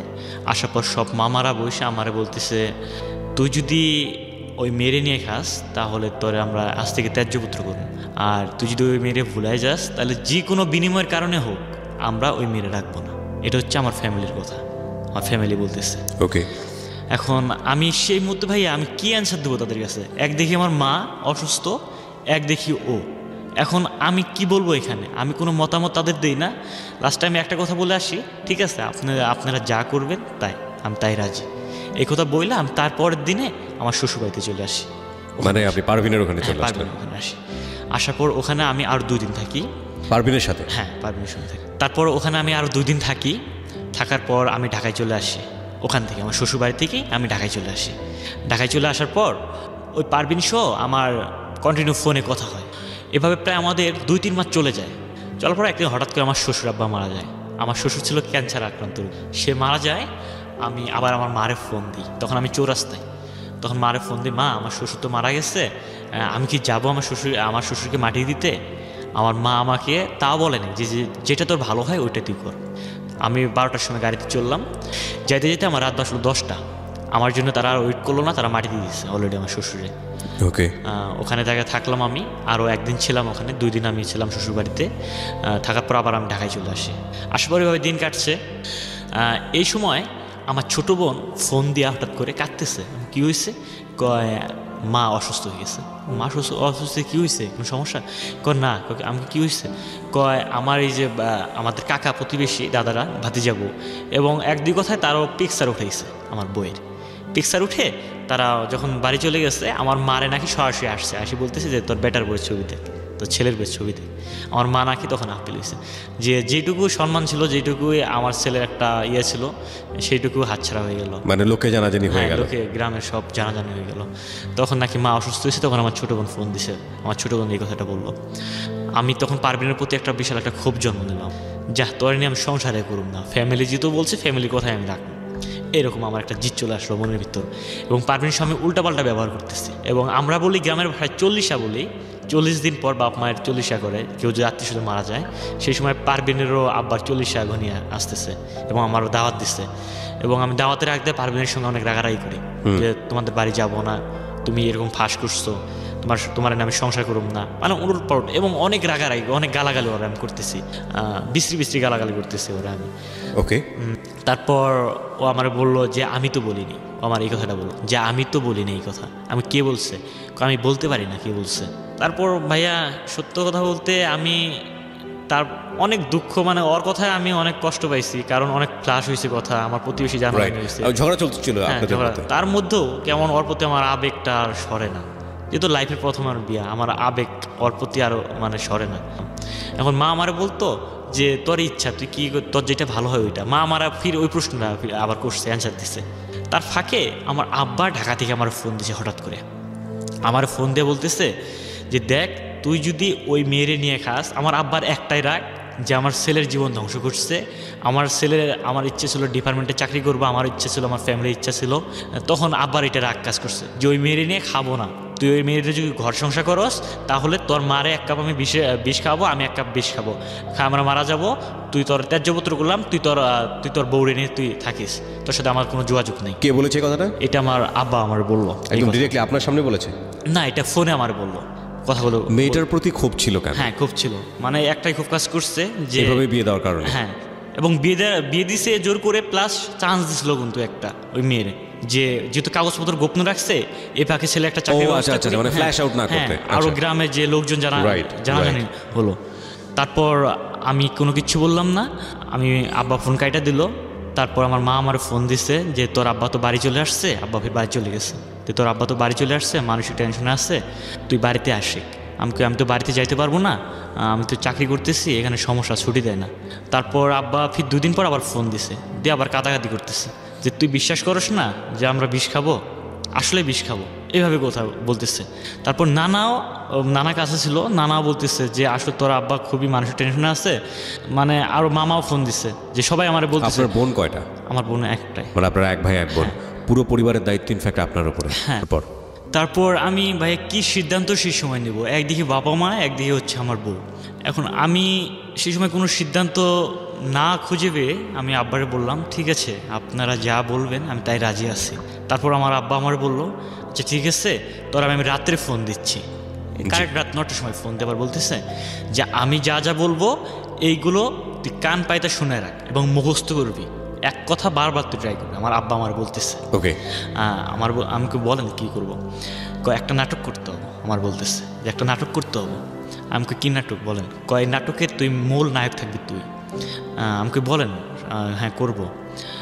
আমার বলতেছে যে তুই ঢাকা থেকে তোর শ্বশুরবাড়িতে ডাইরেক্ট চলে যাবি, তোর শ্বশুরবাড়িতে চলে যাবি, তুই যা তোর বউরে বলবি যে আমার চাকরি হয়েছে 4 লাখ টাকা লাগে, 4 লাখ টাকা লাগে, শিখাই দিল যে 4 লাখ টাকা লাগে, তোমার 2 লাখ টাকা লাগবো, আমাকে 2 লাখ টাকা। এই 4 লাখ টাকা হলে তাও তোমার আমি ফ্যামিলিতে উঠাই দিতে পারবো। তখন তো তোর ফ্যামিলি বলবো, আর ও তো বলবো যে এই মুহূর্তে সম্ভব না, কারণ ওর আব্বা মারা গেছে, ওদের দরিদ্র ফ্যামিলি। তো তুই বলবি ওর ফ্যামিলিতে তো ভাই বোন কয়জন ছিল? 2 বোন 1 ভাই।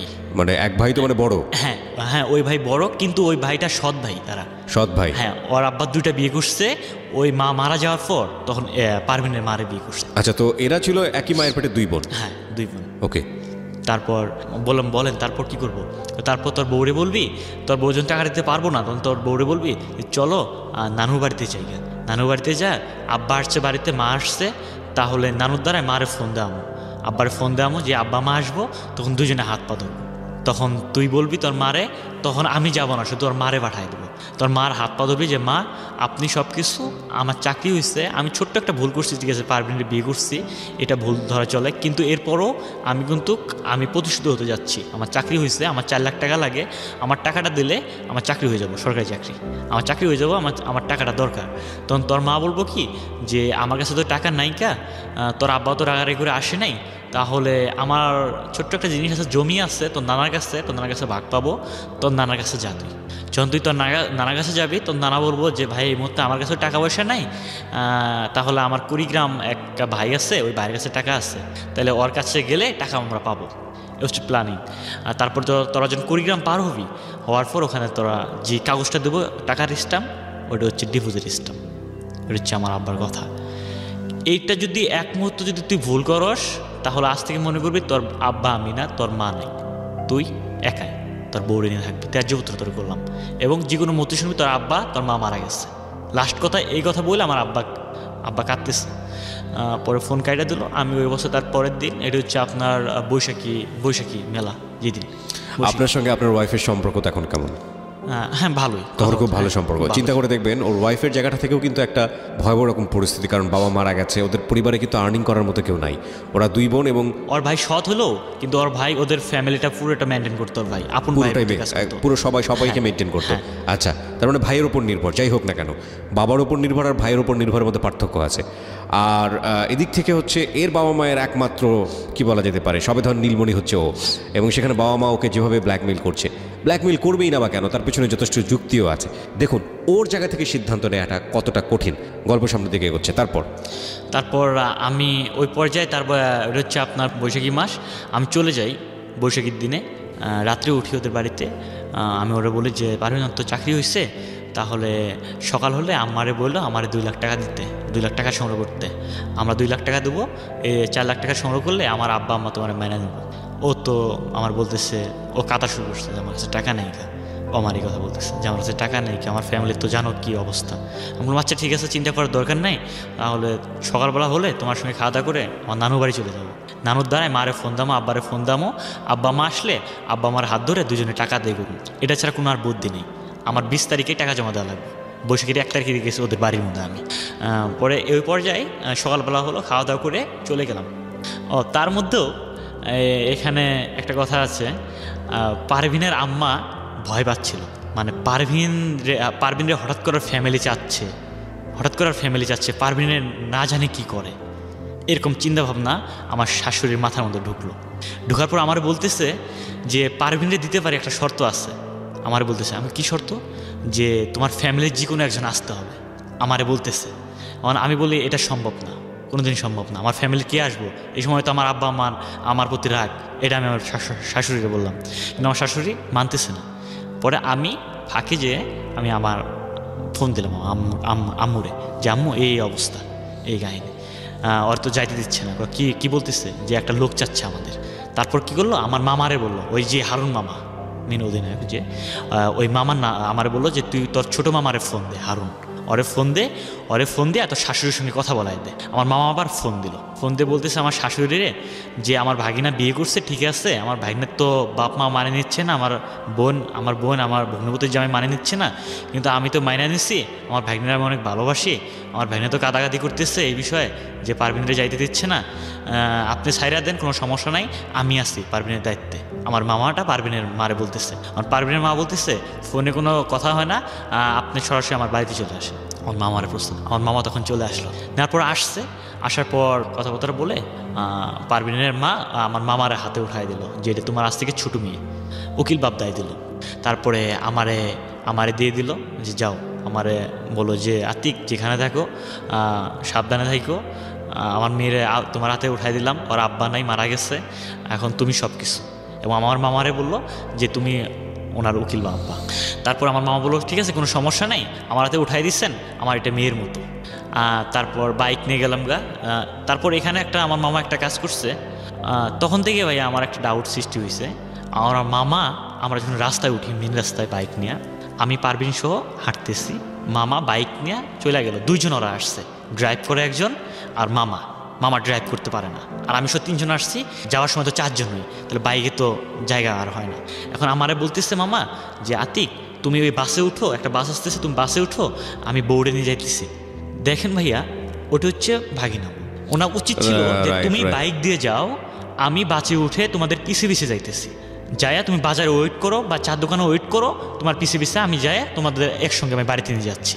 কিন্তু উনি ওইটা কাজ না করে উনি পারভিনরে বাইকে নিয়ে আমারে বাসে উঠায়া দিয়া ওই পারভিনরে নিয়ে যাইতেছে বাইক। বিষয়টা খুব অড লাগে দেখতে। হ্যাঁ, তারপর আস্তে আস্তে বৃষ্টিও পড়ে, সন্ধ্যাবেলায় এদিক আমি ফোন দেই মামারে, মামা কত দূর গেল, একটা চিন্তা আছে না, বাইকে, হ্যাঁ, ও ভয় করে, আমার ওয়াইফও ভয় করে বাইকে, ও আর ফোন রিসিভ করে না। অনেকক্ষণ পর ফোন রিসিভ করলো যে আমি আসছি কত্তিমারি বাজারে, আমি আসছি তোর বউরে নিয়ে আমি যাইতেছি, তুই আসে। ও কত্তিমারি বাজারে তো দাঁড়ালো না, বাজারটাতে তো দাঁড়ানো উচিত ছিল, কিন্তু ও আমারে রাইখে আমার বউরে নিয়ে গেল একদম সরাসরি বাড়িতে। ওরে আমি আসলাম বাজারে এসে আমি একা বাড়িতে গেলাম, দেখি ওরা বাড়িতে গেছে আমার বউ, দেখি আমার মা সহ গল্প করতেছে, আমার মা আসছে। পরে আমি মা সহ আবার আমার বউ সহ আমার মার হাত পা ধরলাম, মা কি ভুল হয়েছে, আমার চাকরি হয়েছে, আমার টাকার দরকার 4 লাখ টাকা। এখন যা শিখাই দিয়েছিল আপনার বাবা, যা শিখাই দিয়েছিল।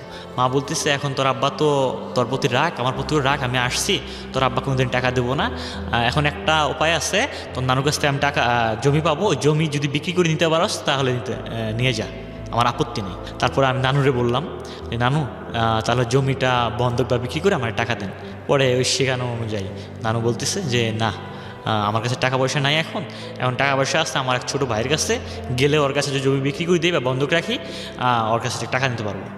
এর ফাঁকে একটা কথা বল ভাইয়া, আমার নানু অনেক মুরব্বী মানুষ, আমার নানুরের কোনো অপরাধ নেই এখানে, আমার নানুরে বাধ্য করছে আমার আব্বা। যাই হোক, বুঝতে পেরেছি। তারপরে কি হলো? তারপর একদিন থাকলাম ওখানে আমার নানুর বাড়িতে, আমার মামাও আসতো ওখানে, মামাও এসে আমার ফাঁকে ডাইকা নিয়ে বলতো যে ও বউ রাখবো না, তুই যদি ওই বউ রাখস, ওই বউয়ের বাড়ি ঘরে আমার পছন্দ হয় না, মানে উনি নানান কথা আমাকে বলতো, কি বাড়িতে বিয়ে করছে, হ্যাঁ বসার জায়গা নেই, আমার আব্বারও ওইভাবে বলতো, আমার সবাইরে বলতো, ও গেছিলো দেখে আসছে, ওই বউরে নিয়ে খাওয়া সম্ভব না, উনি ডাইরেক্ট এইভাবে বলতেছে। তারপর ওই কথা অনুযায়ী, আব্বার কথা অনুযায়ী তারপর দিন কুড়িগ্রাম পার হই, মামা যায়, ওই হারুন ও যায়, আমি, আমার বউ, আমার মা, আমার নানা এবং ওই মামার সঙ্গে মামি, আমার মামার ওয়াইফ এবং মামির বোন, মানে আমার মামার শালি, ওই আমার মামার শালি নাকি টিউমার নাকি হয়েছে পেটে, ওইটা কুড়িগ্রাম মেডিকেলে অপারেশন করব, এই জন্য আমার মামি যাইতেছে, মামা যাইতেছে, আর আমরা যাইতেছি ওই যে এটা কাজ করতে, জমিনের টাকা বলে যেতে, ডিভোর্স বাড়িতে। তারপর সবাই একসঙ্গে চলে গেলাম, যাওয়ার পর তখন 3টা বাজে বিকাল, সব কিছু ওকে, কাগজপত্র, ডিভোর্সের কাগজপত্র সব নেওয়া হয়েছে, সব কিছু ওকে, আমি স্বাক্ষর দিচ্ছি।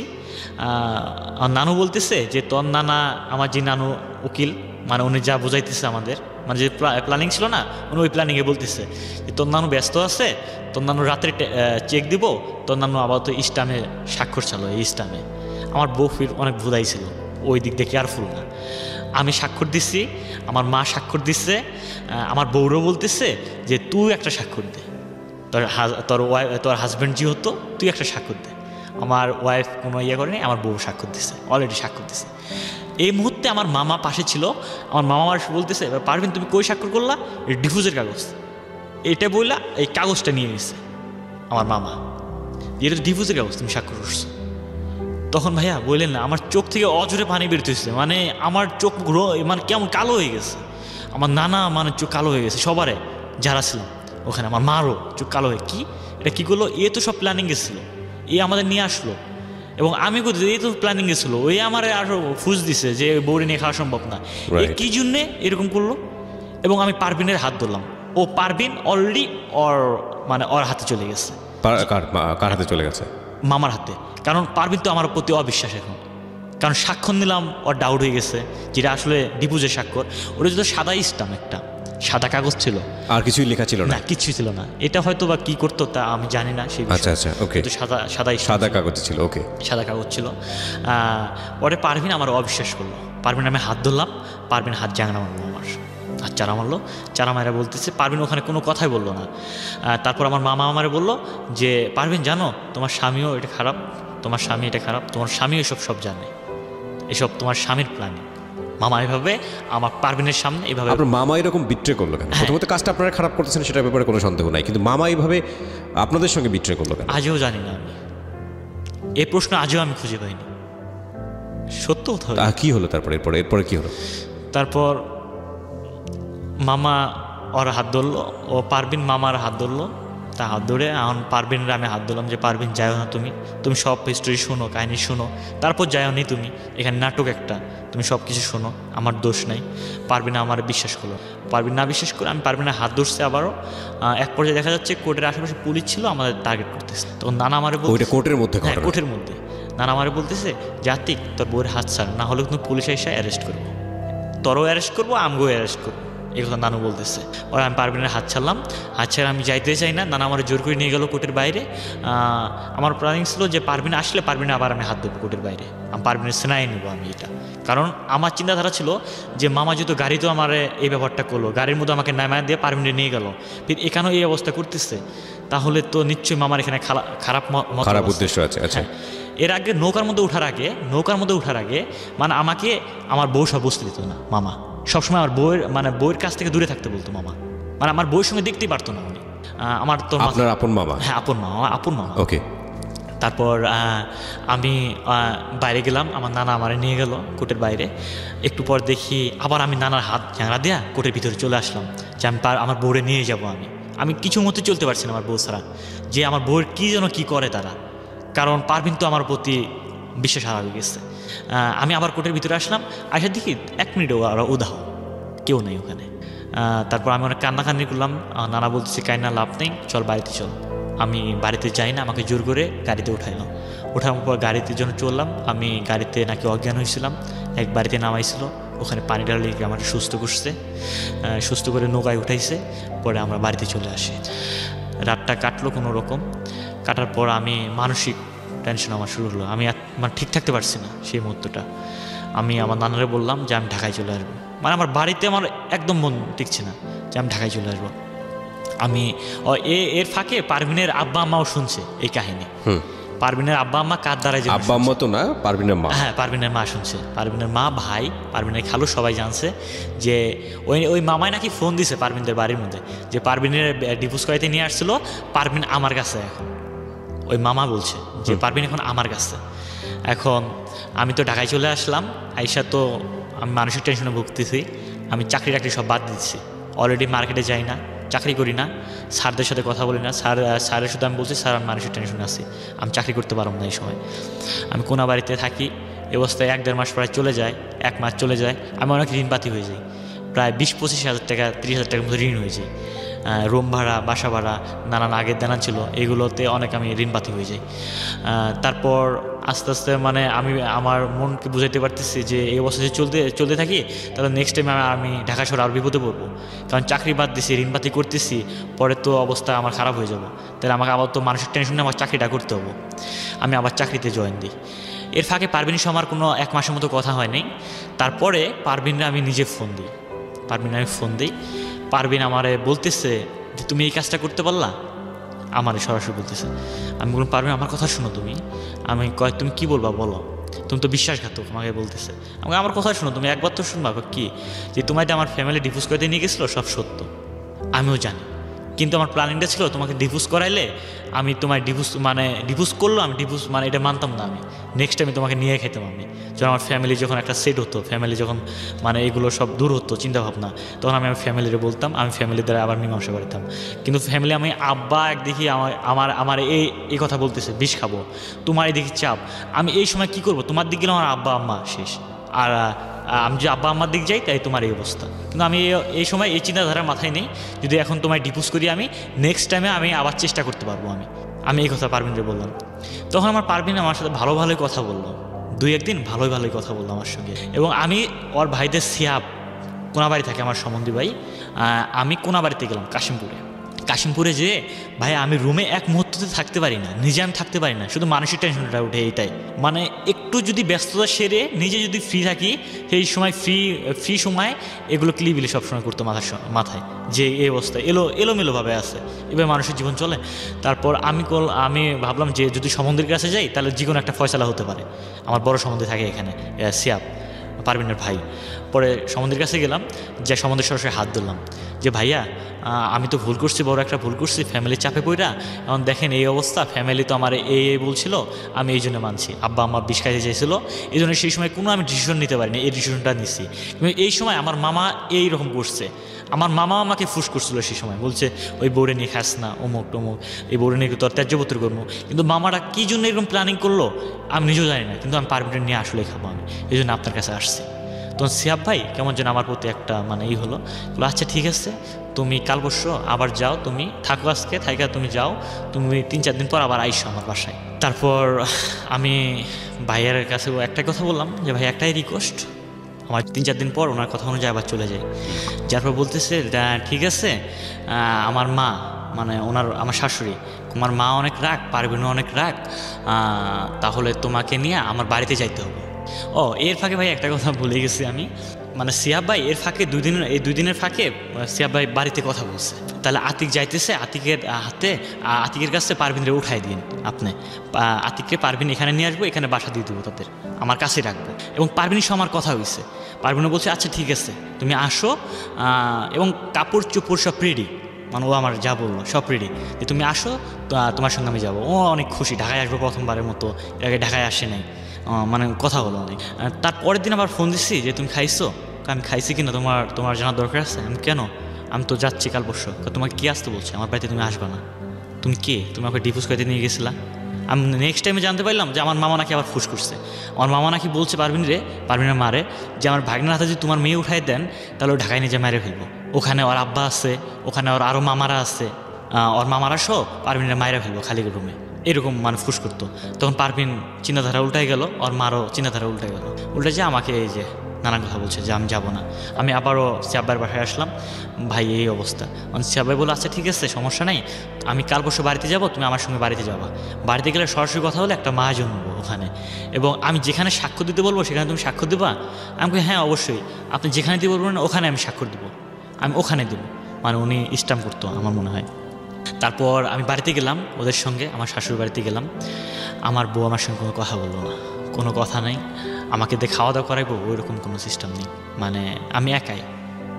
সিয়াব ভাই তখন কই যেন গেল বেড়াইতে, আমাকে একাই রুমে রাখা, কোন যেন জায়গায় গেছে, কাজ ছিল ওনার, আমার সঙ্গে কেউ কথা বলে না, শুধু আমার শাশুড়ি মাঝে মাঝে কথা বলে, আমার বউ আমার সঙ্গে কথা বলে না। আমি একা আমার অনেক কষ্ট হচ্ছে, আমার কেমন যেন খারাপ লাগতেছে যে আমার ফ্যামিলি যদি আমি ত্যাগ করতে পারি, আমার বউয়ের কাছে আসলাম, ফ্যামিলি কথা শুনতেছি না, বউয়ের কাছে আসতেছি, কিন্তু আমার বউ আমার সাথে এরকম করতেছে, তখন আমার কেমন যেন মনে খারাপ লাগলো। আস্তে আস্তে সন্ধ্যা হলো, সিয়াব ভাই দেখি সেদিন আসলো না, রাত হয়ে গেল। আমার বউ আমার বলতেছে তুমি ঢাকায় যাবা না, তুমি ঢাকায় না যাও তাহলে কিন্তু আমি এখন ফাঁসি দেব। আমারই বলছে যে তুমি আমার বাসায় রাত থাকতে পারবে না, এবার আমার বলতেছে, আমি কেন আমি রাত থাকতে পারবো না কেন? না তুমি আমার সাথে থাকতে পারবো না, তুমি আমার সাথে রাত এখানে থাকতে পারবো, আমার বাড়িতেই থাকতে পারবো না তুমি। এবং ওর মারা বললো যে তুমি যদি তোমার জামাইরে রাখো তাহলে আমি বাড়ি থেকে এখনো পালাই যাচ্ছি, আমি এখনই চলে যাচ্ছি। এবং সে অলরেডি বেরো হয়েছে, ওর মা হাত টেনে ধরছে। এখন এই অবস্থা ভাই আমি কী ডিসিশন নেবো সেই সময়? আমি তখন ওদের মুখের দিক তাকাইয়া, আমার শাশুড়ির মুখের দিক তাকাইয়া, না এদের ফ্যামিলির দণ্ড নাই বাজুক, তো আমি বললাম যে আমি চলে যাই। তখন রাত বাজে 8টা 9টা এরকম বাজে। আমি গাড়ি কাউন্টারে আসলাম, আমি সেই অবস্থায় চোখের পানি মানে 2 চোখ ভরা পানি পড়তেছে, এক হাতে পানি মুছতেছি আর ব্যাগ নিয়ে চলে আসলাম। জীবও আমার সঙ্গে অনেক কথা বলতো আমার সঙ্গে, সে বউ আমার আজকে বের করে দিল। এক পর্যায়ে খাট থেকে টাইনা আমার নামাইছিল, আমার নামে মাটিতে ফেলেছে যে তুমি বের হয়ে যাও। আমার অনেক কষ্ট লাগছে, চোখ থেকে পানি বের হয়, আমি রাস্তা হাঁটতেছি যে কী করলাম, ওর জন্য আমি লাইফ ধ্বংস করলাম, ওর জন্য সব কিছু আমি ত্যাগ করলাম, আর আজকে সে আমার সাথে এরকম করতেছে। কার চক্রান্ত পড়ে না কি, ওর মনে কি, ও কি চায় আরেকটা আমার স্বামী হোক? মানে আমার চিন্তাধারা অনেক আসতেছে এখানে, যে কি চায় আরেকটা ছেলে আমার লাইফে আসুক। আমি গেলাম বাস স্টেশনে, যে ভাইয়া আমার আর গাড়িতে উঠতে ইচ্ছা হচ্ছে না, আবার আমি ফেরত গেলাম। ফেরত না যেয়ে আমি আমার শাশুড়ি রুমে আবার ঢুকলাম, দেখি আমার বউ ঘুমাইছে। আবার দেখেন ভাই আমার এত আমি আবার গেছি ছুটি হয়ে তাদের কাছে, আবার গেছি আমি ছুটি হয়ে। আমার শাশুড়ি দেখি বসে আছে, পান খাইতেছে, অতি ঘুমাইছে। আমার যে কথা শুনছে আবার জাগন হয়েছে, তুই আবার আসছোস, তখন তুই মুই শুরু হয়ে গেল, তুই আবার আসছোস, তুই এখন আমার রুম থেকে বের হ। আমি আর কোনো কথা বলিনি, রুম থেকে বের হয়ে আমার নানুর বাড়ি আসলো, ওখানে নানুর বাড়ি, ওখানে গেছি। নানু ঘুমাইছে, নানুরে ডাক দিলাম, নানু উঠলো, কিরে কী হয়েছে? আমাকে রাতটা জায়গা দেবেন আপনার কাছে? অবশ্যই। তুই যাস থেকে স্বাধীন, তুই সেই নানুর বাড়ি যেখান থেকে ওকে দেখতেন, তুই যে থাকো সমস্যা কি, তোর শ্বশুর বাড়িতে থাকবে আমার বাড়িতে, তুই তো তোর শ্বশুর বাড়ি হয়েছে, তাই কী হয়েছে? আমি তো তোর নানু হই, তুই একদিন কে 1 মাসও থাকতে পারোস আমার কাছে। আমার রাখলো, কী হয়েছে তোর? আমি কি এই অবস্থা। পরে নানু আর কিছু বললো না, নানু বললো ঠিক আছে পারবিন যা বুঝে তাই ভালো, এই কথা বললো। এক স্বামী ছাইরা আসছে, তোর কাছে আসছে, এত যদি ভালোই মেয়ে হতো তাহলে বলতো না কি হয়েছে স্বামীর সংসার করি। আমার নানু এইটুকু মন্তব্যটা করলো, করে আমি ঘুমাইলাম। রাতটা কোনো রকম কাটার পর বিকাল হলো, তার মধ্যে আমার কোনো খোঁজখবর নিল না, পাশাপাশি বাড়ি, আমার কোনো খোঁজখবর নিল না। ওরা জানে আমি এই বাড়িতে আসছি। আমার বউ আমাকে দেখতেছে, আমার বউয়ের টিবল পাটটা ছিল আমার জানালার কাছে, আমি যে রুমে ছিলাম। ও আসে আমার টেরা চোখ দিয়ে দেখে আমি রুমে শুয়ে আছি, আমার দেখতেছে, আমিও দেখতেছি, ঘুমে আমি দেখতেছি, কিন্তু ও আমার ডাকতেছে না। সেই পর্যায়ে বিকাল হলো, ভাই আসলো। এদিকে আপনার বাবা কি বলছে এত ঘটনার পরে? আমার বাবার সঙ্গে তো আর যোগাযোগ নাই। এই যে ঘটনাটা ভেস্তে গেল, তার প্ল্যানিংটা ভেস্তে গেল, তো এটা নিয়ে সে কিছু বলছে না? ভাইয়া সরি, কোন প্ল্যানিং ছিল যে তার ডিভোর্স করে দেবে, সে সাইন করবে, কিছু তো হলো না শেষ পর্যন্ত। হ্যাঁ, তো বাবা কি বলতো সেটা নিয়ে? এর পর্যায়ে আমি আমার আব্বা মারে, মানে আমি কিন্তু মানে কোনো আমার সেন্স কাজ করতেছে না যখন আমি কোনা বাড়িছিলাম, মানে আমি ফ্যামিলির সঙ্গে কথাবার্তা বলি না। আমি এক পর্যায়ে ভাই আমি সিগারেট খাওয়া শুরু করছি। আচ্ছা ওকে, মানে ওই সময়টা আপনার ফ্যামিলির সঙ্গে যোগাযোগ নেই? হ্যাঁ, তারপর আমার সম্বন্ধী ভাই আসলো, সম্বন্ধী ভাইরে আমি বললাম যে ভাই এই অবস্থা। আমার সম্বন্ধী ভাই আমার বউরে মারধর করলো যে তুই একটা স্বামীর সংসার নষ্ট করে আসছস, যা তোর শাশুড়ি ভুল করছে, ঠিক আছে, তোর শাশুড়ি শ্বশুরে বুঝায় আসছে আবার তোরে নিয়ে ঢাকায় যাবো সাহস করে, তুই তো রাজি হওয়ার কথা, তুই রাজি হলি না কি জন্য? মারধর করলো, করে অভিমান করে ওর ভাই আমার ঢাকায় নিয়ে আসলো। আয়সা আমার বললো কি যে আতিক যাও, এরকম মেয়ে কত পাওয়া যাবো, মানে ওর ভাই আমার মানে কেমন একটা করলো, মানে ওর ফ্যামিলিতে রাগ করলো, করে আমারে ওর ভাই গেলো কাশিমপুর, আমি কোনাবাড়ি চলে আসলাম। আসার পর এইভাবে দিন কাটে। পারবিনের সঙ্গে আবার ফোন দিয়ে, আমি ডাইরেক্ট ফোনে কথা বলে না, ফোন দিয়া ও চুপ করে থাকে, আমি কথা বলি, এবং আমার সাথে রাগারাগি করে, তুই ফোন দিচ্ছ স্কিল্লাই আমার এইভাবে, মানে অনেক বকাবকি করে। আমি বলতেছি যে দেখো তোমার আমি সারা বাসন না। পরে নেক্সট টাইমে ওর ভাই কী করলো যে আতিক, ওর মা আমার বলতেছে যে আতিক শোনো, তোমার ফ্যামিলিরে ডাক দাও তুমি, আমার বলতেছে। এবং আমি ফ্যামিলিরে সব কিছু গুছাইছি, আমার কাকারে, জ্যাডারে, আমার আব্বারে, আমার নানারে, সব কিছু আমার মারেও বলছি। এবং ওনারা জানে ভালো করে যে যদি এটা এই অবস্থায় থাকে তাহলে আমার ছেলে আমি হারাবো, মানে আমার ছেলে ধীরে ধীরে এমন অবস্থায় যাচ্ছে। এবং এই এতে আমার আব্বা মা সব রাজি হয়ে গেছে। আমার বাবা মা বললো কি আচ্ছা ঠিক আছে, তো যেটা হয় ভালো, আমরা যা রাজি, তো শ্বশুর বাড়ি যাবো আমরা। আচ্ছা ঠিক আছে, একটা ডেট নিয়ে ওই ডেটে আমরা চলে আসি ওদের বাড়িতে। এবং মেয়ে সরাসরি আমারে বলে যে আমি তোমার সংসার করুম না, সরাসরি ভাই বলতেছে আমি তোমার সংসার করুম না। এখন ওই সময় আমার মামাও দেখে আসলো, আমার ছোটো মামা, আমার ছোটো মামাদের আসছে, আমাদের সাথে কোনো কথা নাই ওদের পক্ষে, মানে ওদের সাপোর্ট। ওই যে আমার পারভিন তার আব্বা দিল, তাই আপনার উকিল আব্বা দিল, এই জন্যে পারভিনের সাপোর্ট। আমার আপন মামা হয়ে তার আপন আব্বা আসছে, আপন বোন আসছে, আপন ভাগিনা আসছে, সেই বিধায় আমাদের সাথে কথা না বলে তাদের কথা। আপন বাবা তো নেই, বাবা তো মারা গেছে। না, ওই যে আমার মামা, আমার নানা আসছে না ওখানে, তাহলে আমার মামার আপন আব্বা, ঠিক আছে, সে আমাদের পক্ষে না হয় তাদের পক্ষে হচ্ছে। এবং এক পর্যায়ে আপনার ওখানে অনেক লোক ছিল, মাতাব্বর লোক ছিল, তারা বলতেছে ঠিক আছে আমাদের 1 মাস সময় দাও, 1 মাস সময়ের মধ্যে যে কোনো আমরা ডিসিশন করে দেবো। 1 মাসকে 2-3 মাস চলে যায়, তাও তারা মানে কোনো বসে না, বৈঠক না। এখানে কিন্তু আমি পাগলের মতো হয়ে গেছি প্রায়, আমি মানে কেমন হয়ে গেছি, ফ্যামিলির সঙ্গে কোনো যোগাযোগ নেই, আমার ফ্যামিলি আরও চিন্তায় পড়ে গেছে, যেটা মীমাংসা না করলে আমার ছেলের আমি হারাম। একবার ওরা এটা চিন্তা করে সারাক্ষণ। এখন আমি পারভিনের বলে কী হলো, তুমি 1 মাস সময় নিলা, কী করতেছো? কয় দেরি আছে, আরও দেরি আছে। যেদিন তোমার ডাকবো সেদিন তুমি আসবা, আমার এভাবে বলতেছে। আমি কেন এই অবস্থা কেন? কয় হ্যাঁ অবশ্যই, তুমি ভুল করছো না, এখন আমি যেদিন তোমার ডাকবো সেদিন তোমার আসতে হবে। মানে এর মধ্যে আমার মামা নানান যুক্তি নিতেছে তারা। আমার মামার সঙ্গে ভালো একটা রিলেশন হয়ে গেছে, আমার মামা প্রত্যেক সপ্তাহে তার বাড়িতে আসে। এই অবস্থা চলতেছে। তারপর ঈদের প্রায় 1 মাস পর আবার দ্বিতীয় বৈঠক বসলো আমাদের। এই দ্বিতীয় বৈঠকের মধ্যে সবাই আসলো, আমরা সবাই আসলাম, ওনারাও সবাই বসলো। পরে আমার ওই মামাও আসলো, ওই মামা আসলো। তারপর পারভিন এখানে সরাসরি বলতেছে যে আমি ওই ছেলের সংসার করুম না, এই ছেলের সংসার করুম না, ওই ছেলের আমি ডিভোর্স করুম। এক করতে ভালোই হয়েছে, আপনার বাবা তো খুশি হওয়ার কথা, কারণ যেটা নকল চেয়েছিল, ড্রামা করতে চেয়েছিল, সেই ড্রামাটা উল্টে গিয়ে সেটা পজিটিভ হয়ে গেছে। মানে এটা আসলে রিয়েল লাইফ ড্রামা, এবং রিয়েল লাইফ ড্রামাটা আসলে নাটকের চেয়ে নাটকীয়। দেখুন, ওর বাবা চেয়েছিল যে একটা ড্রামা করুক, নাটক করে আলটিমেটলি একটা সাইন নিয়ে নেবে, ফলস একটা সাইন, এবং সাইনটা নিয়ে এটাই পরবর্তীতে ক্লেইম করবে কোর্টে গিয়ে যে না, ছেলে মেয়ের সম্মতিতে ডিভোর্স হয়েছে একটা ফাঁকা স্ট্যাম্পে। ফর্চুনেটলি মেয়েটা সেটা জেনে গেছে, এবং জানার পরে ওর বাবা যেটা চেয়েছিল সেটা খুব পারফেক্টলি হচ্ছে, এবং ছেলের জায়গা থেকে না হলেও এটা মেয়ের জায়গা থেকে মেয়ে এগ্রি করে নিয়েছে। তো বাবার তো খুশি হওয়ার কথা, কিন্তু আলটিমেটলি লুজার হচ্ছে হলো এই ছেলেটা। মানে ছেলের দিক থেকে চিন্তা করলে এটা একটা ভীষণ রকমের ট্র্যাজেডি, কিন্তু কী বা করার আছে। তারপর কি হলো? তারপর ওই মেয়ে বলতেছে যে ওই মেয়ে প্রথমে বললো যে ছেলেরা ডিভোর্স দিতে বলো, আমার ডিভোর্স দিতে বলো। আমি তো কখনো ডিভোর্স দিব না, আমি বলতেছি না, আমি কখনো ডিভোর্স দিব না। দেনমোহর কত ছিল? আমার 5 লক্ষ টাকা। 5 লক্ষ টাকা, ওকে। যে আমি কখনো ডিভোর্স দিব না। তারপর আমার শাশুড়িরে আমার মামা একটা ফাঁকা ঘরে নিয়ে গেল, একটা ঘরে নিয়ে গেল, যে কি যেন ফুস দিচ্ছে। আবার আমার শাশুড়ি আবার বলতেছে যে এই সংসার কোনোদিন করা সম্ভব না, আমি করাবোই না, মেয়ের আমি মাগনা ডিভোর্স করাবো।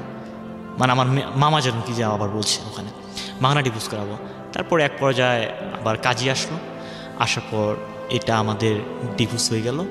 সো ওখানে মেয়ের কেউ উপস্থিত ছিল না, কারণ আমাদের ডিভোর্সটা মেয়ের ফ্যামিলি থেকে কেউ কত সালে ডিভোর্সটা হলো? এই 2017 সালে। 17 সালে, এটা হচ্ছে নভেম্বরের 17 সালের কয়দিন আগের ঘটনা। হ্যাঁ, নভেম্বরের 16 তারিখে আমাদের ডিভোর্সটা হয়েছে। আমি তারিখও মনে রাখছি এবং আমাদের বিয়ের ডেটটাও মনে রাখছি। ফাইন। এরপরে কি হলো? আপনার মামা তো বাড়িতে ফিরলো। হ্যাঁ, তারপরে এখানে কাহিনী আসছে। এখানে হচ্ছে আপনার ওই ফ্যামিলির, পারভিনের ফ্যামিলির কেউ ছিল না ওখানে।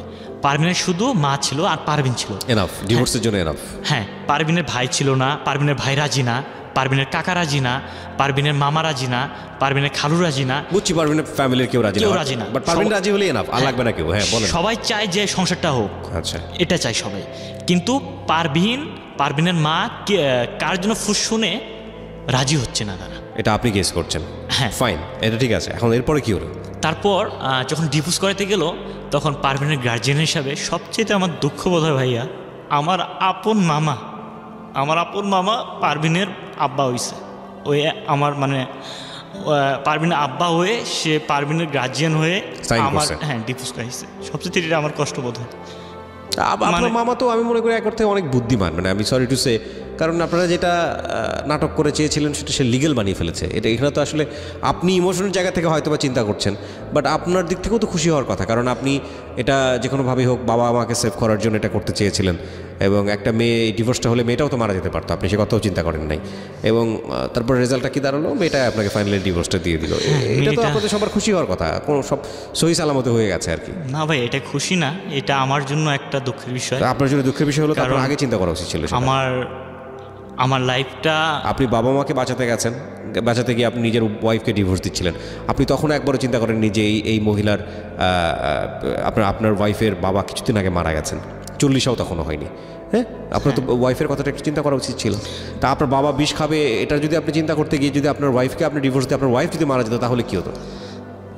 ভাইয়া এটা আমি তো আমার প্ল্যানিং ছিল যে ডিভোর্স যদি হয়ে যায় নেক্সট টাইম আমি ডিভোর্স এটা মানে আমি মানবো না। ইট ওয়াজ ইউর প্ল্যানিং, বাট সব কিছু প্ল্যানিং মতো হয় না, সেটা তো আপনি সামনে দেখলেনই। আপনার মামার ক্ষেত্রে ঘটনা তো তাই ঘটছে। আপনাদের প্ল্যানিং তো এটাও ছিল যে আপনারা বিয়ে শাদী করবেন, আপনি সেজন্য এসে শহরে চাকরি নিলেন। আপনার প্ল্যানিং ছিল আপনি আর্মিতে জয়েন করবেন, সেজন্য অনেক কিছু বিয়েটা গোপনও রাখার চিন্তা ভাবনা করছিলেন। একটাও তো প্ল্যানিং মতো হয়নি। তাহলে আপনি কেন এটা চিন্তা করলেন না প্ল্যানিং মতো, যে আমি যে প্ল্যানিংটা করছি এটা একটা দুর্ধর্ষ প্ল্যানিং, এটা যদি টাইম মতো না হয় তাহলে একটা ভয়াবহ দুর্ঘটনা ঘটবে। এটা তো আপনার চিন্তা করা উচিত ছিল। আসলে ভাইয়া ওই দিক দিয়ে আমার ছোট ব্রেনে আমি যা মানে কল্পনা করছি ওই হিসাবে কাজ করছি। ডিভোর্সটা হওয়ার পরে কি দাঁড়িয়েছে? পারভিনের কি অবস্থা এখন? এখন পারভিনের অবস্থা, সে নাকি যোগাযোগ করেন আপনি যে শুধু শুনেছেন তার সঙ্গে নাকি শুনছেন? হ্যাঁ, ও নাকি এখানে থাকে আপনার বাইপাস যেখানে ঢাকা শহরে সে কোথাও নামে একটা জায়গায় গার্মেন্টসে চাকরি করতেছে। এবং আমার মামা তাদের সাথে ফ্যামিলির সঙ্গে যোগাযোগ রাখে, ওদের ফ্যামিলির সঙ্গে যোগাযোগ করে, এবং আমাদের সাথে আমার মামার কোনো যোগাযোগ নেই। আপনাদের ফুল ফ্যামিলির যোগাযোগ ডিটাচ হয়ে গেছে? হ্যাঁ, আমার মামার সঙ্গে যোগাযোগ নেই, বিচ্ছিন্ন করছি। আপনার মামা বিবাহিত? হ্যাঁ, আমার মামা বিবাহিত। বাচ্চা কাচ্চা আছে? হ্যাঁ, বাচ্চা একটা হয়েছে। ওকে, একটা বাচ্চা হয়েছে। কিন্তু আমি ভাইয়া আমি আপনার সামনে এবং আমি সবার সামনে আমি বলতেছি, মানে আমি বাকিটুকু আমি জানতে চাই না, আপনি কি বলবেন আমি জানি। আমি একটা কথা বলি আপনাকে, আমি আমার মামার কোশ্চেনটা আজকে আমি খুঁজে পাইনি, এটা আমি মিডিয়া সবাই আমি বলতেছি, আমার মামার কোশ্চেনটা আমি আজকেও পাইনি আমি। না ঠিক আছে, আপনি কেন মনে করছেন যে আপনার মামার রক্তের সম্পর্ক বলে আপনাকে সাপোর্ট করবে? আপনি এটা কেন মনে করতেছেন? কেন ভাইয়া? উনি তো আমার ফুজ দিয়ে তো উনি এত কিছু করাইলো, আর উনি কি জন্য নাটকটা করলো, এটা আমার প্রশ্ন। উনি আপনাকে ফোসলাইছে ওনার বাবা মার স্বার্থ দেখে। এখানে অন্যরকম একটা নাটক থাকতে পারে। এমনও হতে পারে যে আমি জানি না, মেবি যে এই জিনিসটাতে তো আপনার বাবা মা খুশি হয়েছে। ইনফ্যাক্ট আমি মনে করি হ্যাঁ ওদের খুশি হয়েছে না। আচ্ছা, তো খুশি হয়ে থাকলে তো আমি মনে করি যে সে তার ভাই বোনকে হ্যাপি রাখছে। সে তার ভাই বোনকে তো হ্যাপি রেখেছে। আপনি কোয়েশনটাকে বুঝতে পারছেন, ইকুয়েশনটা বুঝতে পারছেন? আপনার বাবা মা কী চেয়েছিল? আপনার সঙ্গে আপনার স্ত্রী ডিভোর্স হয়ে যাক। হ্যাঁ, তো ফাইনালি আপনার একদম ঝুট ঝামেলা ছাড়া আপনার স্ত্রী আপনাকে ডিভোর্স দিয়ে দিয়েছে। এতে আপনার বাবা মা তো খুশি হয়েছে। এখন আপনি সন্তান হিসেবে কষ্টে আছেন, সেটার জন্য হয়তো বাবা মা কষ্ট পায়। কিন্তু যখন বিষয়টা এরকম হয়ে যাচ্ছিল, বাবা বলছিল যে বিষ খেয়ে ফেলবো, তুই বিশ্বাস করতেছিস না, তো সেই বাবার তো খুশি হওয়ার কথা, সেই মার তো খুশি হওয়ার কথা। বুঝতে পারছেন? জি। তো সেই অর্থ তো আপনার মামার প্রতি তাদের যথেষ্ট রকমের কৃতজ্ঞ থাকার কথা। এটা আমি বলতে পারি না ওদের আসলে গোপনে রিলেশন আছে কিনা, কিন্তু আমি একদিনে বলছি, আমার আব্বারও বলছি, যদি ওই মামার সঙ্গে একদিন রিলেশন কোনো কথা বলতে আমি দেখি, তাহলে কিন্তু আমি আপনাদের সাথে আমি কোনো কথা বলতে পারবো না, আমি কথা বলবো না, এবং আমি কই আছি তাও আপনারা জানবেন না। মনে করুন আপনার ছেলে হারিয়েছে। আপনি এই জীবন গল্পটা কেন বললেন রেডিওতে? আপনার এই জীবন গল্পের অনেক বেশি ক্লাইম্যাক্স, একদম আগাগোড়া এখন পর্যন্ত আমি যতটুকু পাইছি, প্রেমের সম্পর্ক তৈরি হওয়া, বাড়ি থেকে পালিয়ে যাওয়া, বাড়ি থেকে পালিয়ে গিয়ে হঠাৎ করে একটা মেয়ের সঙ্গে দেখা হওয়া, সেই মেয়েটার সঙ্গে নাটকীয়ভাবে একটা অনৈতিক সম্পর্কে জড়িয়ে যাওয়া, তারপর আবার ধাম করে মেয়েটার বিয়ে হয়ে যাওয়া, তারপরে মেয়েটাকে বের করে নিয়ে আসা, বের করে নিয়ে এসে বিয়ে করতে গিয়ে গোপন রাখতে গিয়ে ধরা পড়ার পরে বাবা মায়ের দিক থেকে এক ধরনের চাপ, এরপরে মেয়ের দিক থেকে এক ধরনের চাপ, সেখানে নাটকীয়তা অবলম্বন করতে গিয়ে ধরা পড়া, এবং ধরা পড়ার পরে ফাইনালি মেয়েটা আপনার কাছ থেকে চলে যাওয়া। এতগুলো নাটকের মধ্য দিয়ে এখন আপনারা দুজনের কাছ থেকে ডিটাচড। এটাই হচ্ছে আপনাদের মানে এখনকার অবস্থা। তো এই গল্পটা আপনি কেন বললেন রেডিওতে? মেসেজটা কি? এই গল্পটা আমি বললাম এই জন্যে যে সবাইকে আমি বলতে চাই যে আমি যে ভুলটা করছি। ভুলটা কোথায় আপনার? আমার লাইফে ভুলটা হচ্ছে আমি প্রতিষ্ঠিত হওয়ার আগে, আমার লাইফটা গড়ার আগে, আমার কেরিয়ারটা গড়ার আগে এক্স্যাক্টলি আমি বিয়েটা করছি। এটা আমার হচ্ছে সর্বপ্রথম ভুল। সো একটা কথা বলতে চাই, এরকম মেয়ের বিয়ে করেন না। আমার মনে হয় ভাইয়া এখানে মেয়েরও কোনো পার্সেলিটি আছে। এখানে মেয়ে ভালো করেই জানে যে ওই স্বামীর সংসার হইব। আমার মনে হয় ওই মেয়েও ভাবতেছে যে ওই ছেলের জীবন থেকে যদি আমি সরে যাই তাহলে আরেকটা আমি বিয়ে করতে পারবো। এটা আমার মনে হয়, কারণ ও আমার অনেক অপমান করছে, অনেক অপমান করছে। করার পেছনে তো আপনার যথেষ্ট কারণ আছে। ও যে আমাকে ভালোই বাসতো, তাহলে ওই রকম তুই মুই এবং বিশ্রঙ্গা ভাষায় আমার ইডিয়েট বলতো, যাও মানে অনেক খারাপ ভাষা বলতো। আমি আপনাকে একটা কথা বলি, এই জায়গাটায় আমি মেয়েটার পক্ষে কথা বলতে চাই। সেটা হচ্ছে যে আপনি যেই প্ল্যানিংটা নিয়েছিলেন এরপরে তো আপনাকে হাত ধরে বের করে দিয়েছে। আমি তো মনে করি যে এখানে যদি আপনাকে পেটাতো তাহলে আপনার অস্বাভাবিক কোনো কিছু মানে এটা তো মানে আপনি যে একবার চিন্তা করে দেখেন তো, মেয়েটার জায়গায় মেয়েটা এরকম একটা প্ল্যান করতেছে আপনাকে লুকে ডিভোর্স দেওয়ার জন্য, তার বাবা মাকে সেভ করার জন্য, আপনি মেয়েটার সঙ্গে কী করতেন? না ঠিক আছে ভাই, এটা ঠিক আছে। সো উনি তো আর ভদ্র ব্যবহার করেছে। আমরা সবসময় এরকম, আমরা নিজের জায়গা থেকে পুরো দুনিয়াটাকে চিন্তা করি। এভাবে চিন্তা করলে হবে না। প্রথম কথা হচ্ছে যে আপনার ভিতরের একটি সফট ইমোশন তার জন্য ছিল। আপনার আগাগোড়া গল্পটা শুনে আমার কাছে যেটা মনে হয়েছে, আপনি একেবারেই দরিদ্র পরিবারের একটা সন্তান, বাবা কৃষক, সম্মান রেখেই বলছি, আপনার এস্টাবলিশড হওয়াটা খুব জরুরি ছিল। এবং বাবা যে কথাটা বলতো যে আমার ব্যাঙ্ক অ্যাকাউন্ট হচ্ছিস তুই, তোর পিছনে আমার ইনভেস্ট, এত কষ্ট করে এত কিছু করি। ওই মনে আছে প্রথমে যে গল্পের একদম প্রথম দিকে বলতেছিলেন যে ওই পায়ের নখ সারানোর জন্য ঘরের চাল বিক্রি করে তারপর আপনার পায়ের অপারেশনটা করছিল যাতে করে আপনি আর্মিতে চান্স পান। জি ভাই। আপনার তো বয়স চলে গেছে, জি। সেই চান্স পাওয়াটা হয়নি, পরীক্ষাও দেওয়াটা হয়নি, এইসব দৌড়দৌড়ি করতে করতে জীবনের স্বপ্নটা শেষ হয়ে গেছে। এটাই হচ্ছে বিগেস্ট মিস্টেক। মেয়েটা আপনার জীবনে আসলো কি আসলো না, তাকে বহু হিসেবে পেলেন কি পেলেন না, তাকে নিয়ে সংসার করা হলো কি হলো না, সেই জায়গাটায় সারা জীবনই ক্লাইম্যাক্স থাকতো। কিন্তু যেটা আপনি লুজ করেছেন, যেটা আপনার কখনো আর ফিরে আসবে না, সেটা হচ্ছে এই ড্রিম জবটা। হয়তোবা হতো, আপনি সেটা লুজ করেছেন, লেখাপড়া একটা সময় গিয়ে স্টপ হয়েছে, মেয়েটার কারণে আপনি ঢাকা শহরে আসলেন, একটা কোম্পানিতে জব করা শুরু করলেন এবং সেটা নিয়ে আপনার এখন একটা টালমাটাল একটা ক্যারিয়ার, রাইট? এর চেয়েও একটা ভালো ক্যারিয়ার আপনার হতে পারতো। এইটা হচ্ছে আপনার বিগেস্ট লুজ। এবং এটাই আমি সবসময় বলি, যেই স্ট্যাটাসেই আপনি থাকেন না কেন, সমাজের যে স্তরেই আপনি বসবাস করেন না কেন, never sacrifice your two important things. One is education, second one is career. এই দুইটা জিনিস যদি আপনার হাত থেকে চলে যায় তাহলে এগুলো কখনোই রিটার্ন করবে না, কখনোই রিটার্ন করবে না। বাকি যা যাবে তা হয়তো আসবে ঘুরে ফিরে। একটা মানুষের সঙ্গে হয়তো সম্পর্ক রাখার পরে ওই সম্পর্কটা নষ্ট হয়ে গেলে মনে হতে পারে জীবন আর রেখে কী হবে, কিন্তু বিলিভ মি, টাইম যে কত বড় ড্রাগ, টাইমটা এত সুন্দর করে এটা হিল করে। আপনি একটা সময় গিয়ে মনে হবে যে সত্যি সত্যি আমি পাগলামো করেছি এই মেয়েটার জন্য এরকম বা এই ছেলেটার জন্য এরকম। কিন্তু ততদিনে যদি আপনার ক্যারিয়ারের কোনো ক্ষতি হয়ে থাকে, আপনার এডুকেশনের কোনো ক্ষতি হয়ে থাকে, বিলিভ মি, এটা আপনাকে সারাটা জীবন কষ্ট দেবে। সো আপনি যে স্টেজেই বসবাস করেন না কেন, do not hamper your career and education.